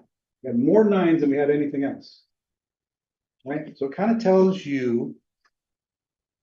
Most of the time we see 9 here in this data set, but actually our median is something higher. Well, that's telling you that you had probably some outliers on the high end, right? It was shoving your median over past your mode. Kind of gives you another intuitive feeling for your data set. But the problem with mode is that you can get more than one. If we had, well, whatever I said, 57, 47, 999, and then blah, blah, blah, blah, 333. Well, now we have 2 runs of 3. The number's 9, the number's 3. So what's the mode? There's 2 of them, 9 and 3. You can have 3, 5, you can have as many as there are, right? It's just the maximum run of the same thing. So we have 2 different functions here. One which will just give us the first single one it finds. And then another one which will return all the ones it finds. And that's kind of what it says in that text. So you can read it if you want to. Let's see. I think before we start on page 319, maybe we should take a break because it's 11:27. This is going to take more than a couple of minutes. So Yeah. let's go ahead and take a 10-minute break. So we'll be back at 11:37.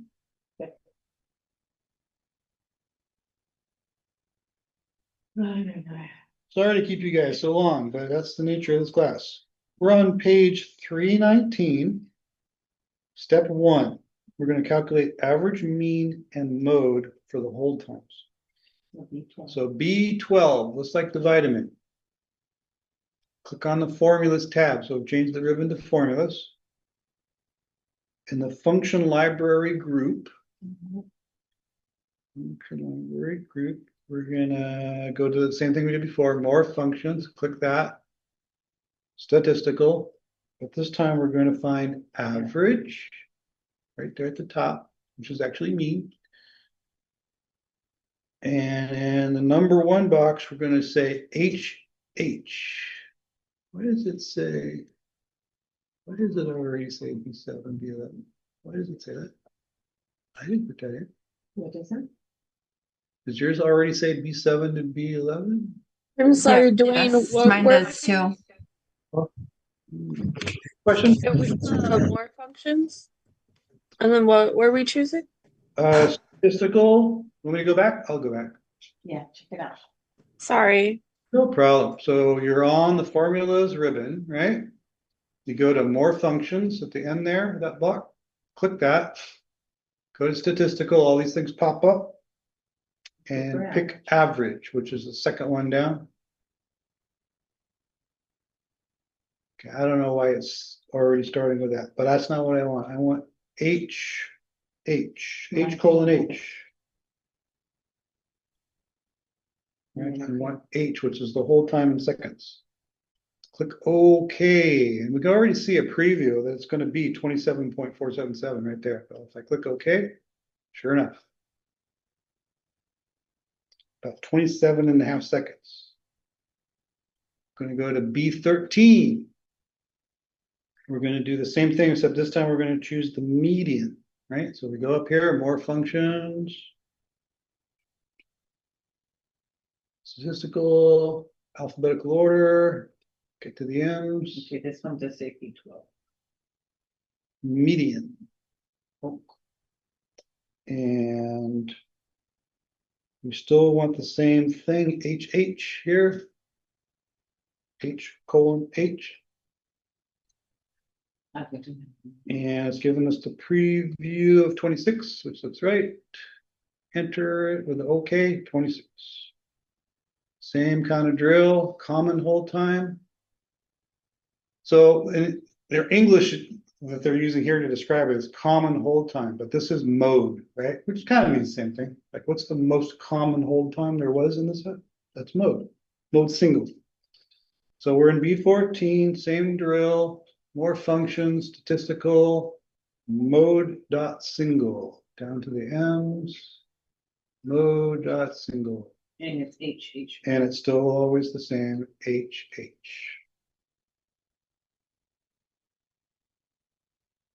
Previewing at 28, it's supposed to be 28, looks good.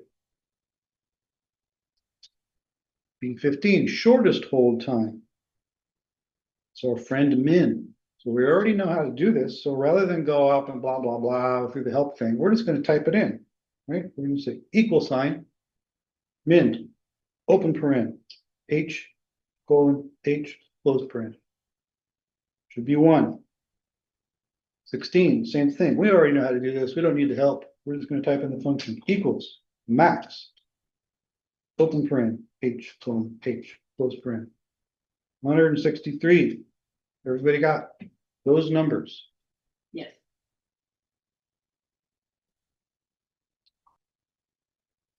Okay, now we're on page 3-20.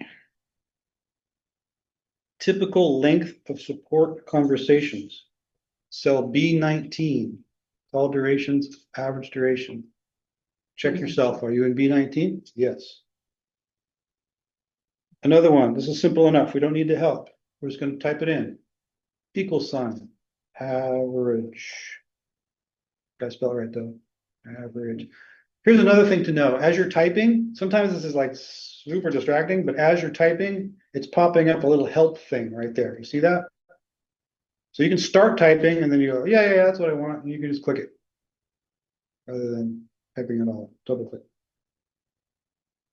Average J colon J, the entire J column.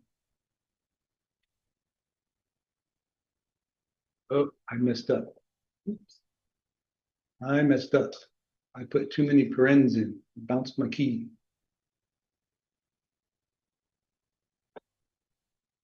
Still bounced my key.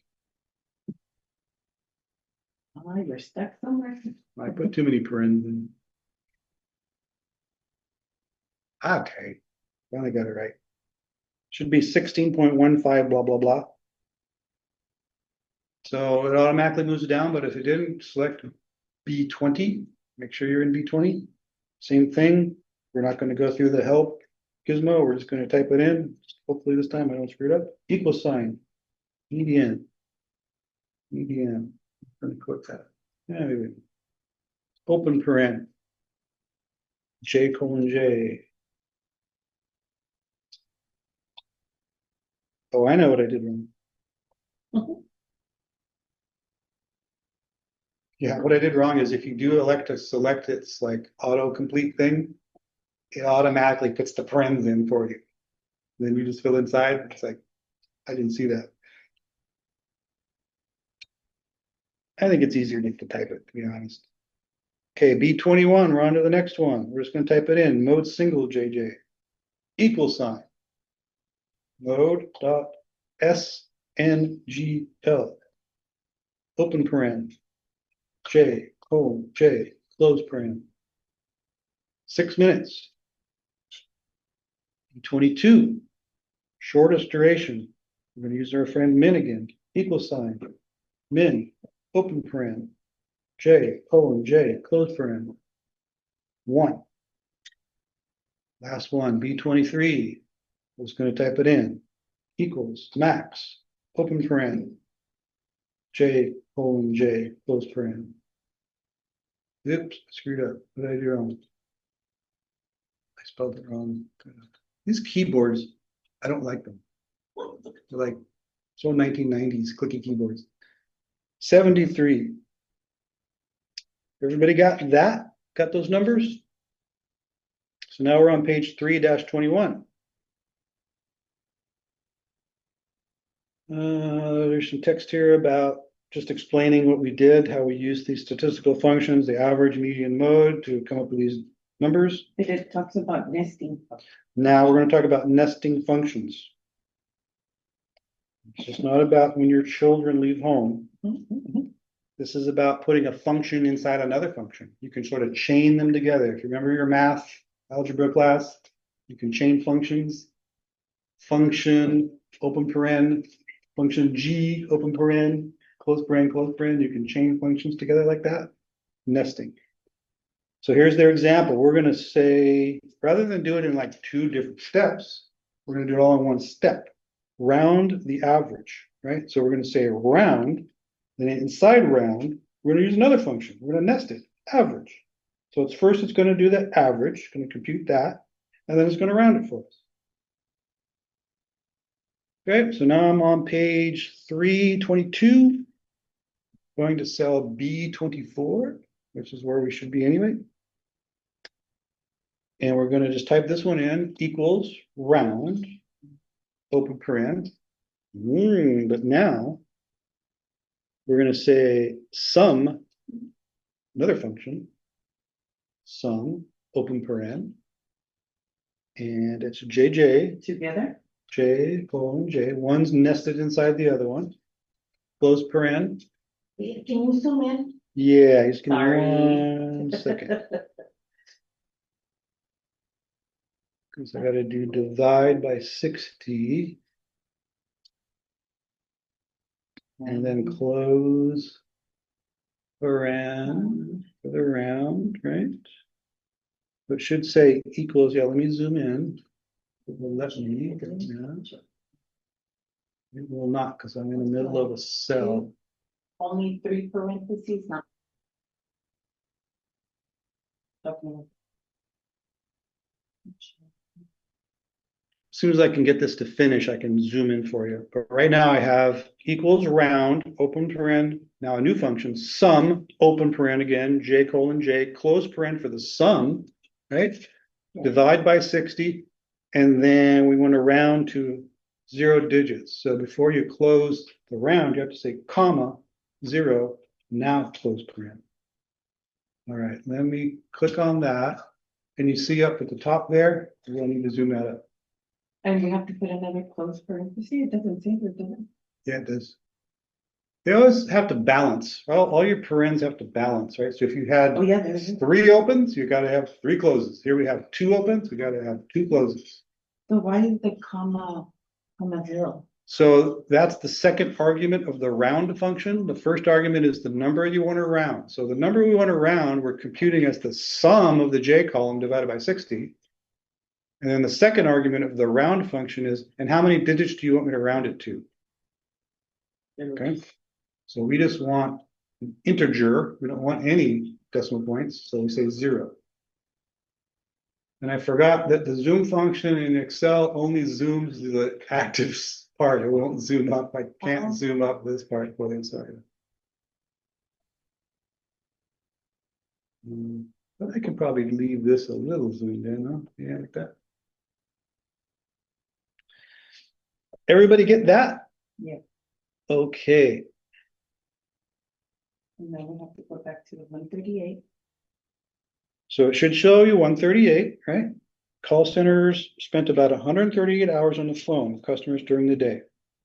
So now we're on B25, next one, workload per hour. And we're going to do a very similar thing, which is simpler. We're going to say equals round, open paren, B24, divided by B7, right? That's the number we want to round, but remember round has 2 arguments, so comma, 1 decimal point, and then close the paren.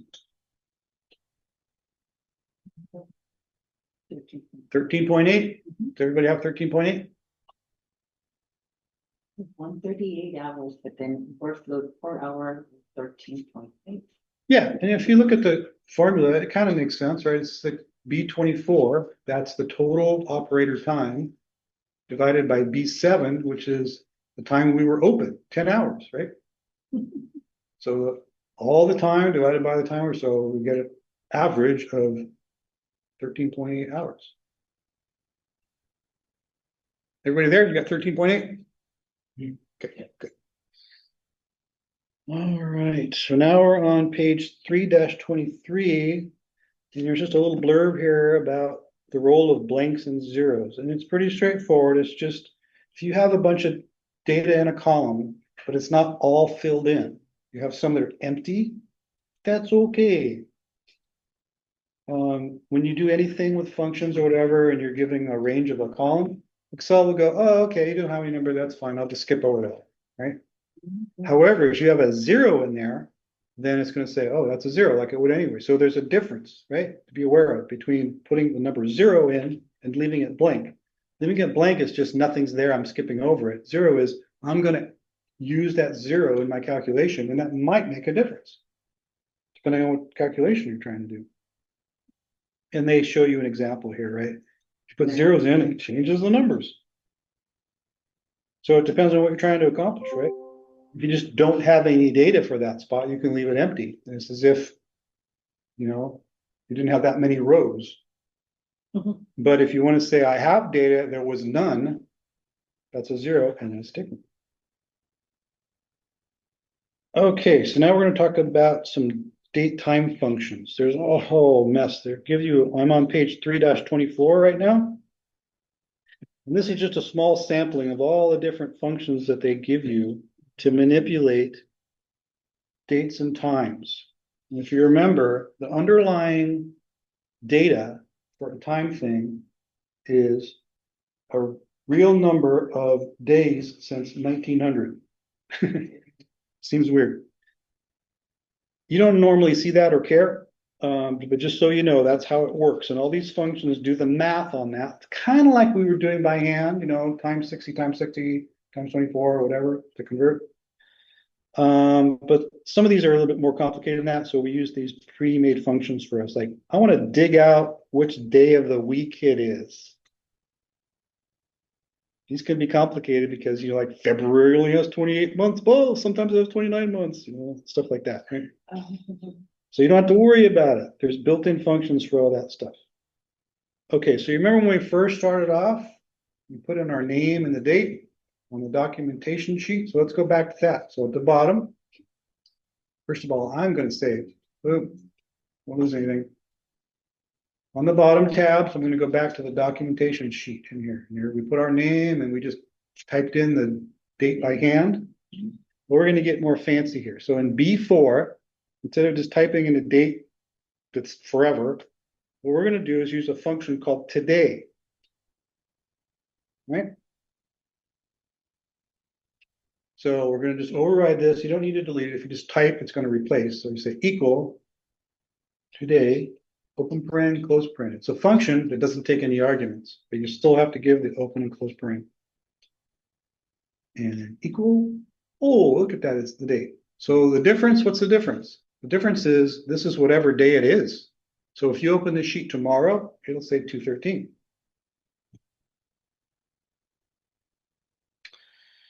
Okay, what's in this blue box? I'm now on page 325. How are we doing on time? Oh, almost noon. What are they talking about here? You can read this on your own. It's just kind of telling you what some of these functions do. Like I just mentioned, the work day tells you, which day of the week it is, if it's a working day, all that kind of stuff. Okay, down at the bottom, interpreting error values. So if you do something wrong, Excel isn't super forgiving. It'll just tell you something like error. If you yells back at you. But it does have a couple of different error things it'll tell you here in that green box. It'll fill the thing in with an error code to try to help you, give you a clue. It's like, what did you do wrong? It gives you a little like exclamation point danger icon next to it. So you can kind of see, oh, that's not right. So we're going to force an error to see what happens. So let's go back to our call center log. So down at the bottom, we're going to pick the sheet, the tab for the sheet, which is the call center log. Go back to where we were. We're going to go into B7. B7 should say 10 hours right now. But we're going to delete that. So just hit the delete key. Boom. Oh, that messed up a bunch of stuff. Why? Because we had other formulas that depended on the value that was in B7. Now it's blank. And like in B25, it's telling you, you're trying to divide by 0, you ding dong, you can't do that because it's using B7 as the divisor. And now it's blank. And as we saw just on the other page, blank is interpreted as 0. when you're doing a calculation. So point to the error button that appears to the left. So there's this little greeny thing right here. And if you point to that, it can kind of give you a hint. The formula or function used is dividing by 0 or empty cell. Oh, it tells me. Yeah, it kind of gives you a hint. This looks good, but trust me, you'll get into some deep, complicated stuff where it's like, it's not telling me enough. Wow. I need more help. Okay. All right, so we forced an arrow, we see what happens. Okay, we don't want to leave it like that. So we're gonna go up here and do undo. At least if you don't have undo, type Control Z. Put it back. Verify, errors are all gone, great. Oh, we made it through the first one, yay. We have a whole second. What is redo? The code for redo. I Redo forget. means, oh, I undid it, do it back again. Not as useful as undo, but sometimes still useful. But what's the code for it? Control. Your control for, I don't know. Like, Okay. put it in your quick access toolbar, click this little arrow here and just find it, redo and click it, it'll show up there. What is it? Control Q? Oh, I think it gives you a code, doesn't it? Maybe it's Control R. Huh. Oh, Maybe. I don't know. I have Yeah, no idea. over it. Just Y. Over it. Of course, you don't have it. Control Y to redo. Okay. Thank you. Oh, this is kind of cool. I never noticed this before. If you hover over the undo, it says undo, but then it tells you the thing is going to undo. It keeps a stack of everything you've done. And every time you say undo, it pops something off the stack. If you don't know what a stack is, you're not a computer science major. Sorry. It's like a stack, a plate stack. You like, they don't even have them anymore, but at the what do you call the places where you go and they have like a salad bar or whatever, you know? The choices. What do you call A those? buffet? That's the Yeah, the chocolate. buffet. When you go to the buffet and they have the plate stacker at the beginning, where the plates are on this like springy thing and you take the top one off, that's a stack. So you put a plate on, stack goes down. Take a plate off, stack goes up. Put 3 plates on, stack goes down 3, top one off, so it's the Or when you're doing laundry and you're folding the shirts, you make a stack of shirts, make a stack of shirts. towels. So when computer science, we call that a FIFO, first in, first out. So the first plate you put in is the first plate that's coming out. So this undo stack is like that. The first thing you did is the first thing to undo. Sorry, distraction. Me too. Okay, page 3-30. We're gonna do a running total. What the heck's a running total? I know, we're not even close to done. A running total, this also relates back to doing arithmetic means. There's different types of arithmetic mean. What we just looked at was a simple one. You sum up all these things and you divide. But if you're moving along in time, samples coming in, samples going out, you can do a running average, which is like the average over a window of the last n samples. So this is a running total, which is the same idea. It's a total over the last n things that we're totaling. So we're going to see how you do that. Okay, so we're still on the call center log sheet. We're going to select the range J5 through J515. How do you select a contiguous range? Do you remember? So we picked the first one, J5. Scroll all the way down. Then you scroll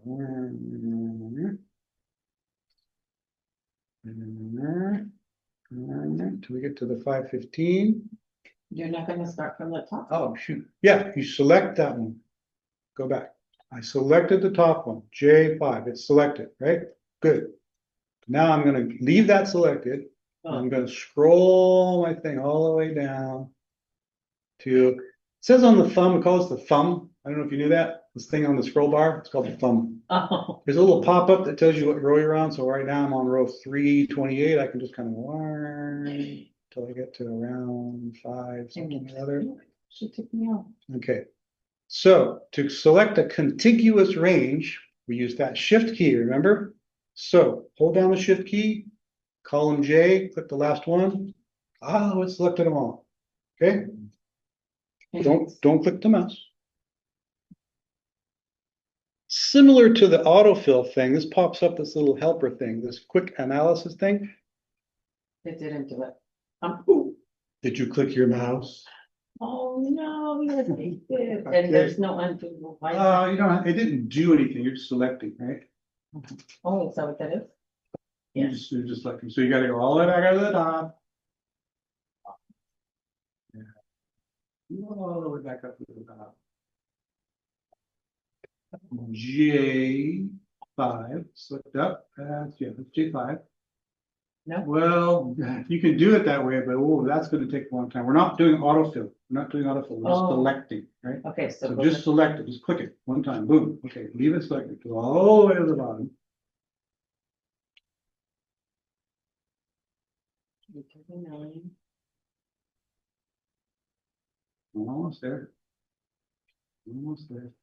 Okay, hold down the shift key, Right there? hold down the shift key. Shit. Now click the last one. Select them all, Okay, I okay. got it. Then don't click your mouse yet, because we're gonna use that quick analysis little tool thing that popped up. Okay, click the quick analysis button. Now you can click that thing. Boom. Too exciting. I guess if you accidentally clicked your mouse, there's a shortcut control Q. Okay, so we want to go to totals. So you different tabs across the top for categories, click the totals category. Okay, so now it's all the things we can do for a total. And we're gonna go all the way, we're gonna click the right arrow, we're gonna go all the way to the end of all of our options here. Okay, we're gonna select running. Boom.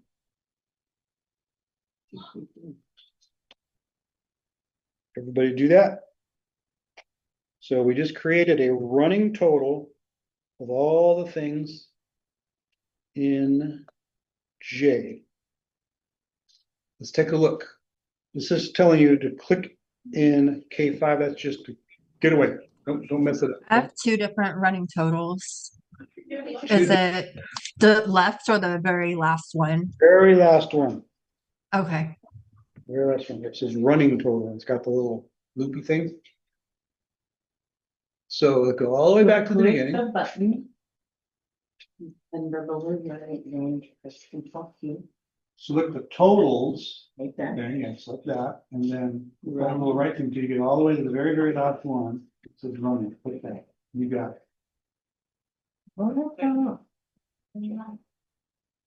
Or press Control Q.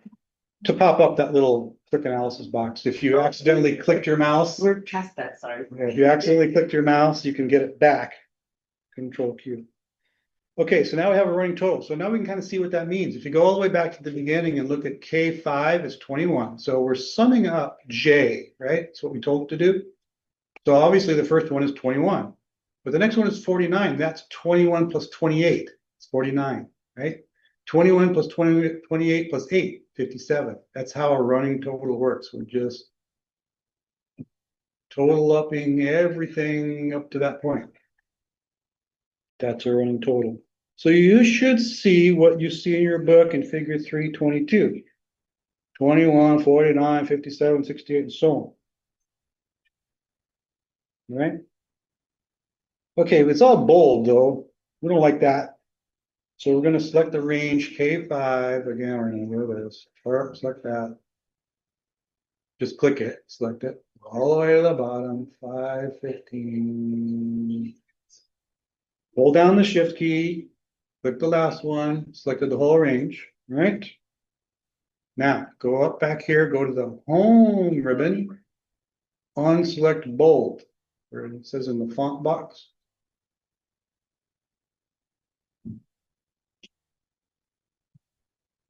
Then go back up. Home tab. Everybody get that? So bold, it's not bold anymore? Yeah. Right. Okay, you got it selected. Go at home, see it's got the bold, just turn the bold off. Just to Just know. turn them all off. Okay. And there's a little text blurb there that kind of explains how the running total works. Okay.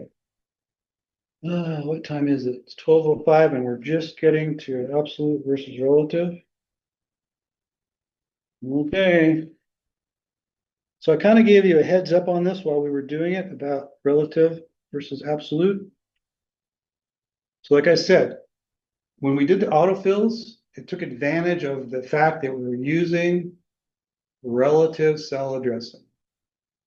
Right? So like, for example, if you look at column H, remember when we did this, we just put in the formula for the very first one, and then we use autofill to do all the other ones. And it nicely for us automatically, if we go to the next one, it advanced, right? This was using cells G5 and F5, but when we go to the next one, it's using G6 and F6.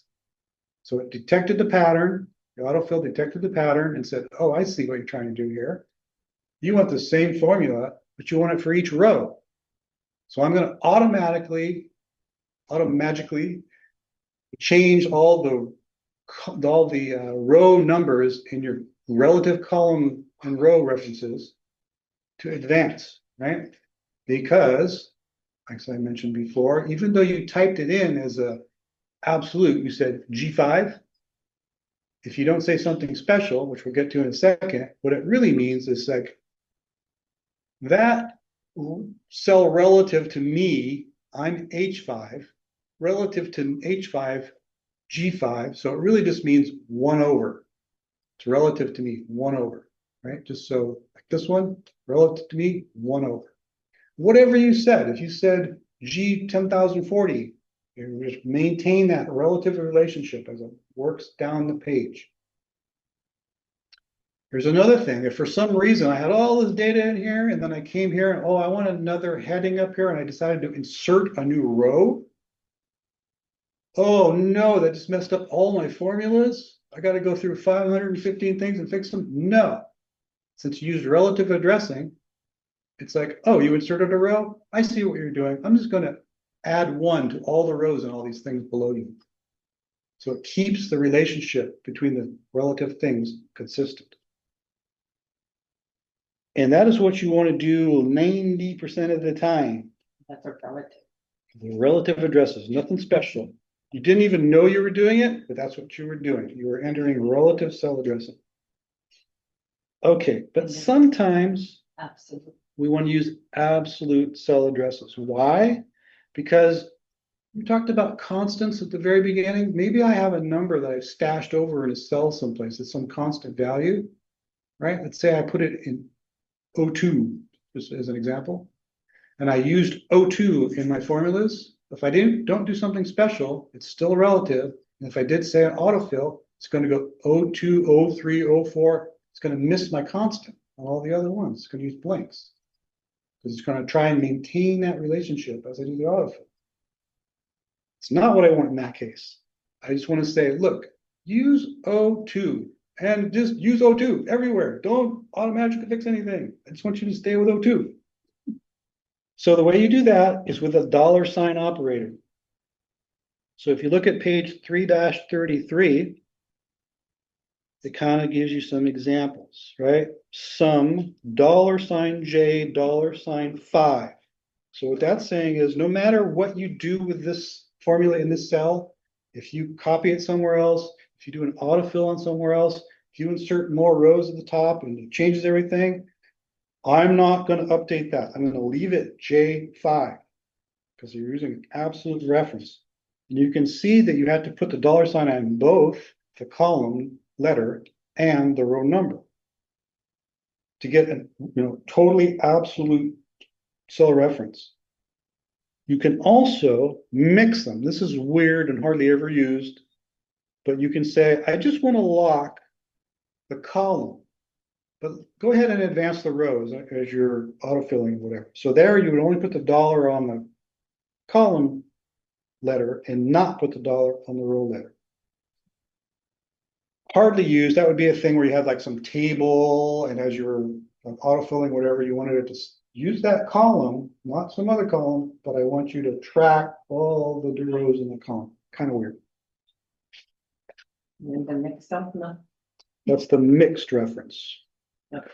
So 90% of the time, you're going to use relative cell references like you've been doing all day.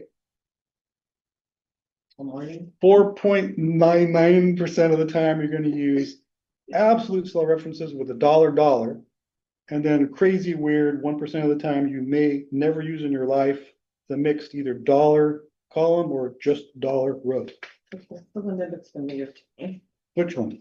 The one that's mixed with the dollar and the, Just a single dollar, like they have there a dollar A2, no dollar on the two. See what I'm talking about? Yeah, that's a mixed reference. Which means we're locking in column A, but a row can advance. Like I said, that's just weird and we hardly ever use it. It's worth reading this over when you have time. Okay. Let's do an example. Let's do an example and then I think I've just about had it. I'm so over this. I feel so good. So I'm on page 3-34. Tell you what I'll do. We'll finish up this thing. And Keep going. then let me just see. I will talk to you about VLOOKUP so you understand what it is. Okay, but we're not going to do it because we're running out of time. I think the rest of the stuff you can pretty much do on your own and it makes sense, but VLOOKUP is kind of complicated and weird. So I'll just tell you about it. Okay. Anyway, we are still on page 3.34, step 1, in cell B28. So we're still on the call center log, B28, right there. We're going to be computing the hold time goal. We're just going to put in a constant, 15. That's our goal for the moment. Okay, simple. Okay, scroll up the worksheet to cell L5. L5. Enter the formula equal sign H5 minus, now we're going to do an absolute reference, dollar sign B, dollar sign 28. All right, press enter. Should be minus 10. Okay, so what did we just do? Let's look at it a second. We took what was an H5, which is the whole time for this row, right? But we subtracted B28. What's B28? It's the thing we just put in, our whole time goal. So now when I do the autofill, it's not going to mess with B28. It's going to leave it alone. So we're using that constant in every cell as we autofill, okay? So same drill, autofill. Go over the drag handle thing, changes to the crosshairs, grab it with your mouse, scroll all the way down. This Oh, one, because it's gonna do the, okay, scroll all the way down, let go of the mouse. Don't click and the anything. fill without formatting. Fill without formatting, you know the drill. Okay. So let's go back up at the top and look, what did it do? So here's what we put in, right? H5 minus absolute reference B28. Go to the next one. What did it do? Oh, look, it went to H6, but it left B28 alone, right? We're just using B28 the whole way down. If we hadn't put in the dollar signs, it would have automatically go, oh, I see what you're trying to do. Wrong. You want me to go from B28 to B29. There's no B29, not yet. All right, so you should have on your screen what looks like figure 326 right now. Minus 10, minus 5, minus 7, and so on. From 15. From I mean, 15? Yeah, they want them to be 15 minutes in a call, and so it was Yes. only for 5 minutes. Yes, so this is like our goal at the moment. We put in the number 15, just hard number in there. That's our goal. How far away from the goal are we? Minus is good in this case, right? Yeah. Oh, it was less than the goal of 15. Okay, let's look Jump all the at- way. let's jump off a bridge, is that what you said? Yeah. No, I said, let's jump all the way to the other. Off a bridge, I don't know what. Let's do the if, and then I think I'm gonna call it a day. We'll talk about VLOOKUP and call it a day. 'Cause I'm sure you're all at this point like, please make it stop. Okay, so let's talk about logical tests, right? So we have a function, it's a special function called if. And the way that works is you say if, just like every function, equal sign if, open paren, right? And you give some kind of a math thing in there, which is your test. You're gonna test something. This minus this, whatever it is, right? Now, if that test is true, meaning it is non-zero, this function will return the second argument, value if true. If that value is false, it will return whatever you said for the third argument, if given. It's option, value is false. So you say, if this situation is true, use that number, else use that number. And again, else is optional. If you leave it blank, it won't do anything if it's false. Okay. So like, what do you mean by the logical test? What's the math there? Well, here's some common things in the green box there. You can say if some cell equals another cell, or if some cell is greater than another cell, so on, right? But basically, you can put any math in there. And if the result of the math is zero, that means false. If it's not zero, that means true. But these are the ones you'll use 90% of the time. Okay, so let's do it. I'm on step one. Click cell M5. M5. On the ribbon, click the formulas tab. So we're going to use our formulas helper here. Formulas tab. In the function library group, click logical. So see the logical with a question mark on it? If we click that, it's going to show us a list. And that's where the if. We're going to pick if. I don't know why we really had to do that. It would be easier just to say equals if, but whatever. Okay, so the first argument, logical test. We're going to put in this, L5 greater than 0. So that's our test. Is the value in cell L5 greater than 0?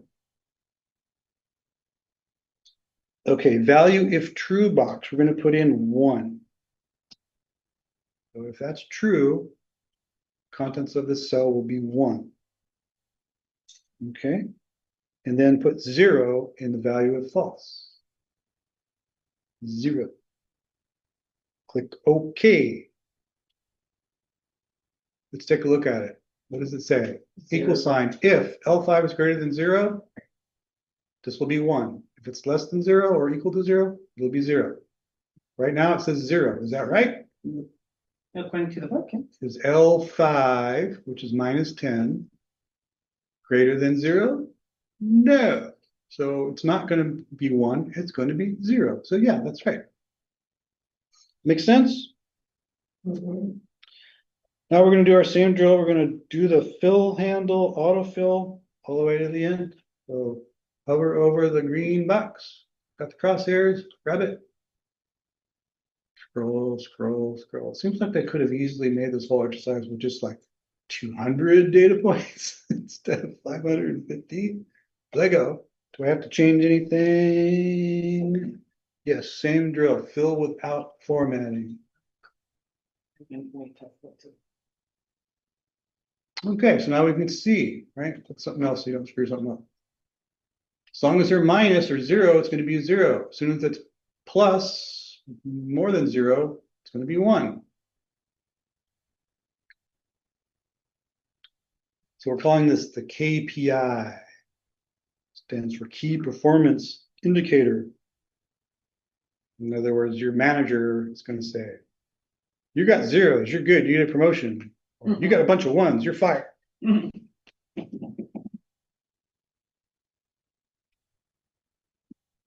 Okay. I think I'm going to stop here. So give us some time to talk about VLOOKUP because it's 12:20. I don't think it's gonna take 20 minutes, hopefully just 10. But remember where you left off. You're on page 337. Put a post-it note or something there, step 1, Things are work. Thank you. 337. page 3-37. Step 1 is where you're gonna continue on your own. Step 1. Oh, on the bottom. Yeah, because we already did Bottom 8 and 9, page. yeah. The bottom of the Bottom page. page. So you What was got, the page again? where's page 3-37. Okay. Right. So, all right, I'm going to pause there. You're going to have to finish this on your own, but I'm going to talk to you about VLOOKUP, which is coming up in the looking up data, couple pages. And we're saving this to our USB drive. Yeah, do a save to USB drive. Thank you for mentioning that. Okay, so just for now, I'd like you to skip ahead and look at the diagram on page 3-43. 3-43. Just to take a look at figure 3-33 on that page. Oh, where we were at. Nah, that's way ahead, right? 33? 3-43. Oh, Did sorry. I say 33? Sorry, 43. Okay, so see that chart there at the bottom in figure 3-33? Mhm. So the function VLOOKUP was what you're going to use when you get to this point. Yeah. And VLOOKUP stands for vertical lookup. The V stands for vertical. So what this does is, if you look at the table part in that figure, so I'm talking about columns E through H there. That is our table that we're going to use for this thing. It's a vertical table, meaning we're going to search vertically down this table. Okay. And what we're trying to do here is we're trying to say, hey, computer, I want you to try and find in this case, in column E, I want you to find the number I'm looking for. Let's say 20 for our example, right? So you say VLOOKUP I'm looking for 20. And what it will do is it will search down vertically this thing until it finds the closest thing it can find to 20. Well, there it is, right on row 12. There's a 20 in there. And then the other part of the VLOOKUP function, you say which column I would like you to return. So it's a lookup table. Okay. So if you said, I want you to return column 3 here, then it would say, oh, okay, you mean whatever in the G, so 8.97. So you'd say VLOOKUP a 20 in my table, return me what's in the column G. So that will return you an 8.97. So it's a way to look up things in a table, okay? Because you can't necessarily figure out a function that does the exact thing in a lot of cases. So what you can do is just build yourself a table with all the stuff in there and just say, search for this index in the table, give me the contents, right? So the arguments to VLOOKUP, if you look just above here, the very first argument is where you define the table itself, right? So in our case, we're saying absolute B, absolute 7.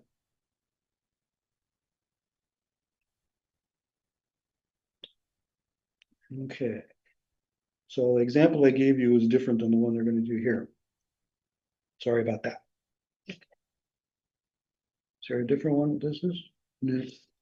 So what they're saying is my table is at B, no, sorry. Sorry, the very first one is the lookup value. This is the value I'm looking for, right? So what's in B7? So in B7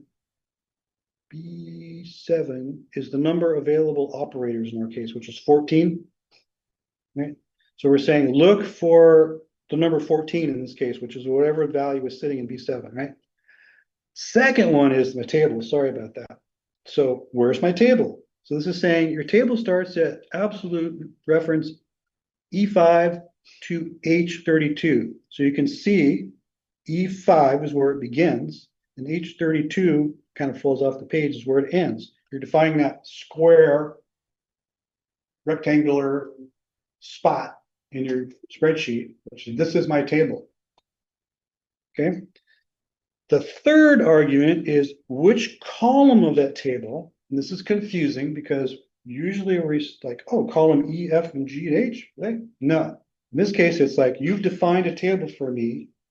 First column, second column, third column, right? So we're saying I want column number 2. So in our case, since we went from E to H, column 2 would be actually F, right? Second one over. And then you have the last argument, which is how do you want me to handle it if I don't find the value you asked me for? Do you want me to find the exact value you asked for? Or would you like me just to find a closest value to what you asked for? So you can either say true or false there. So if we say false, it returns a value only when the exact match is found. If it doesn't find the exact thing you're looking for, which in our case is in B7, it's going to return blankness, which probably isn't that useful. Okay, so in this example here, we define that table. We said, look up the whatever the value is in B7, which in our case is right now 14. So it's like, look in the table I've just told you, try to find 14 in the very first column, right? In our case, we do, it's the very first one, we find 14, right? And then it says, return to me whatever data is in the second column over, which would be 80.32.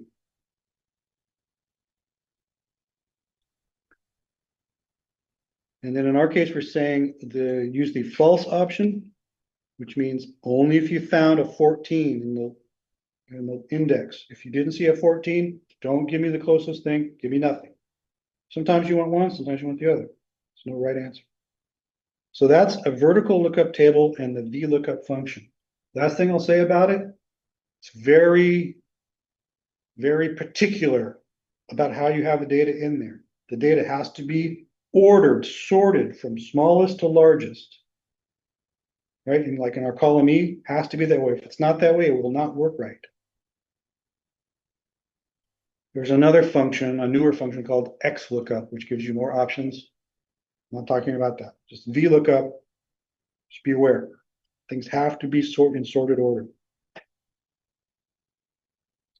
think that's all I can think of to tell you about VLOOKUP at this point.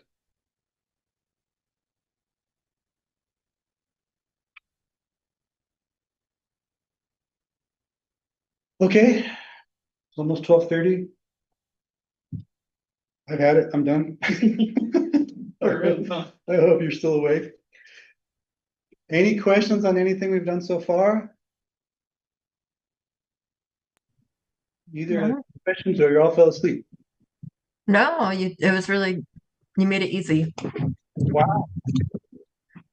I take that as a huge compliment because it's not easy. John.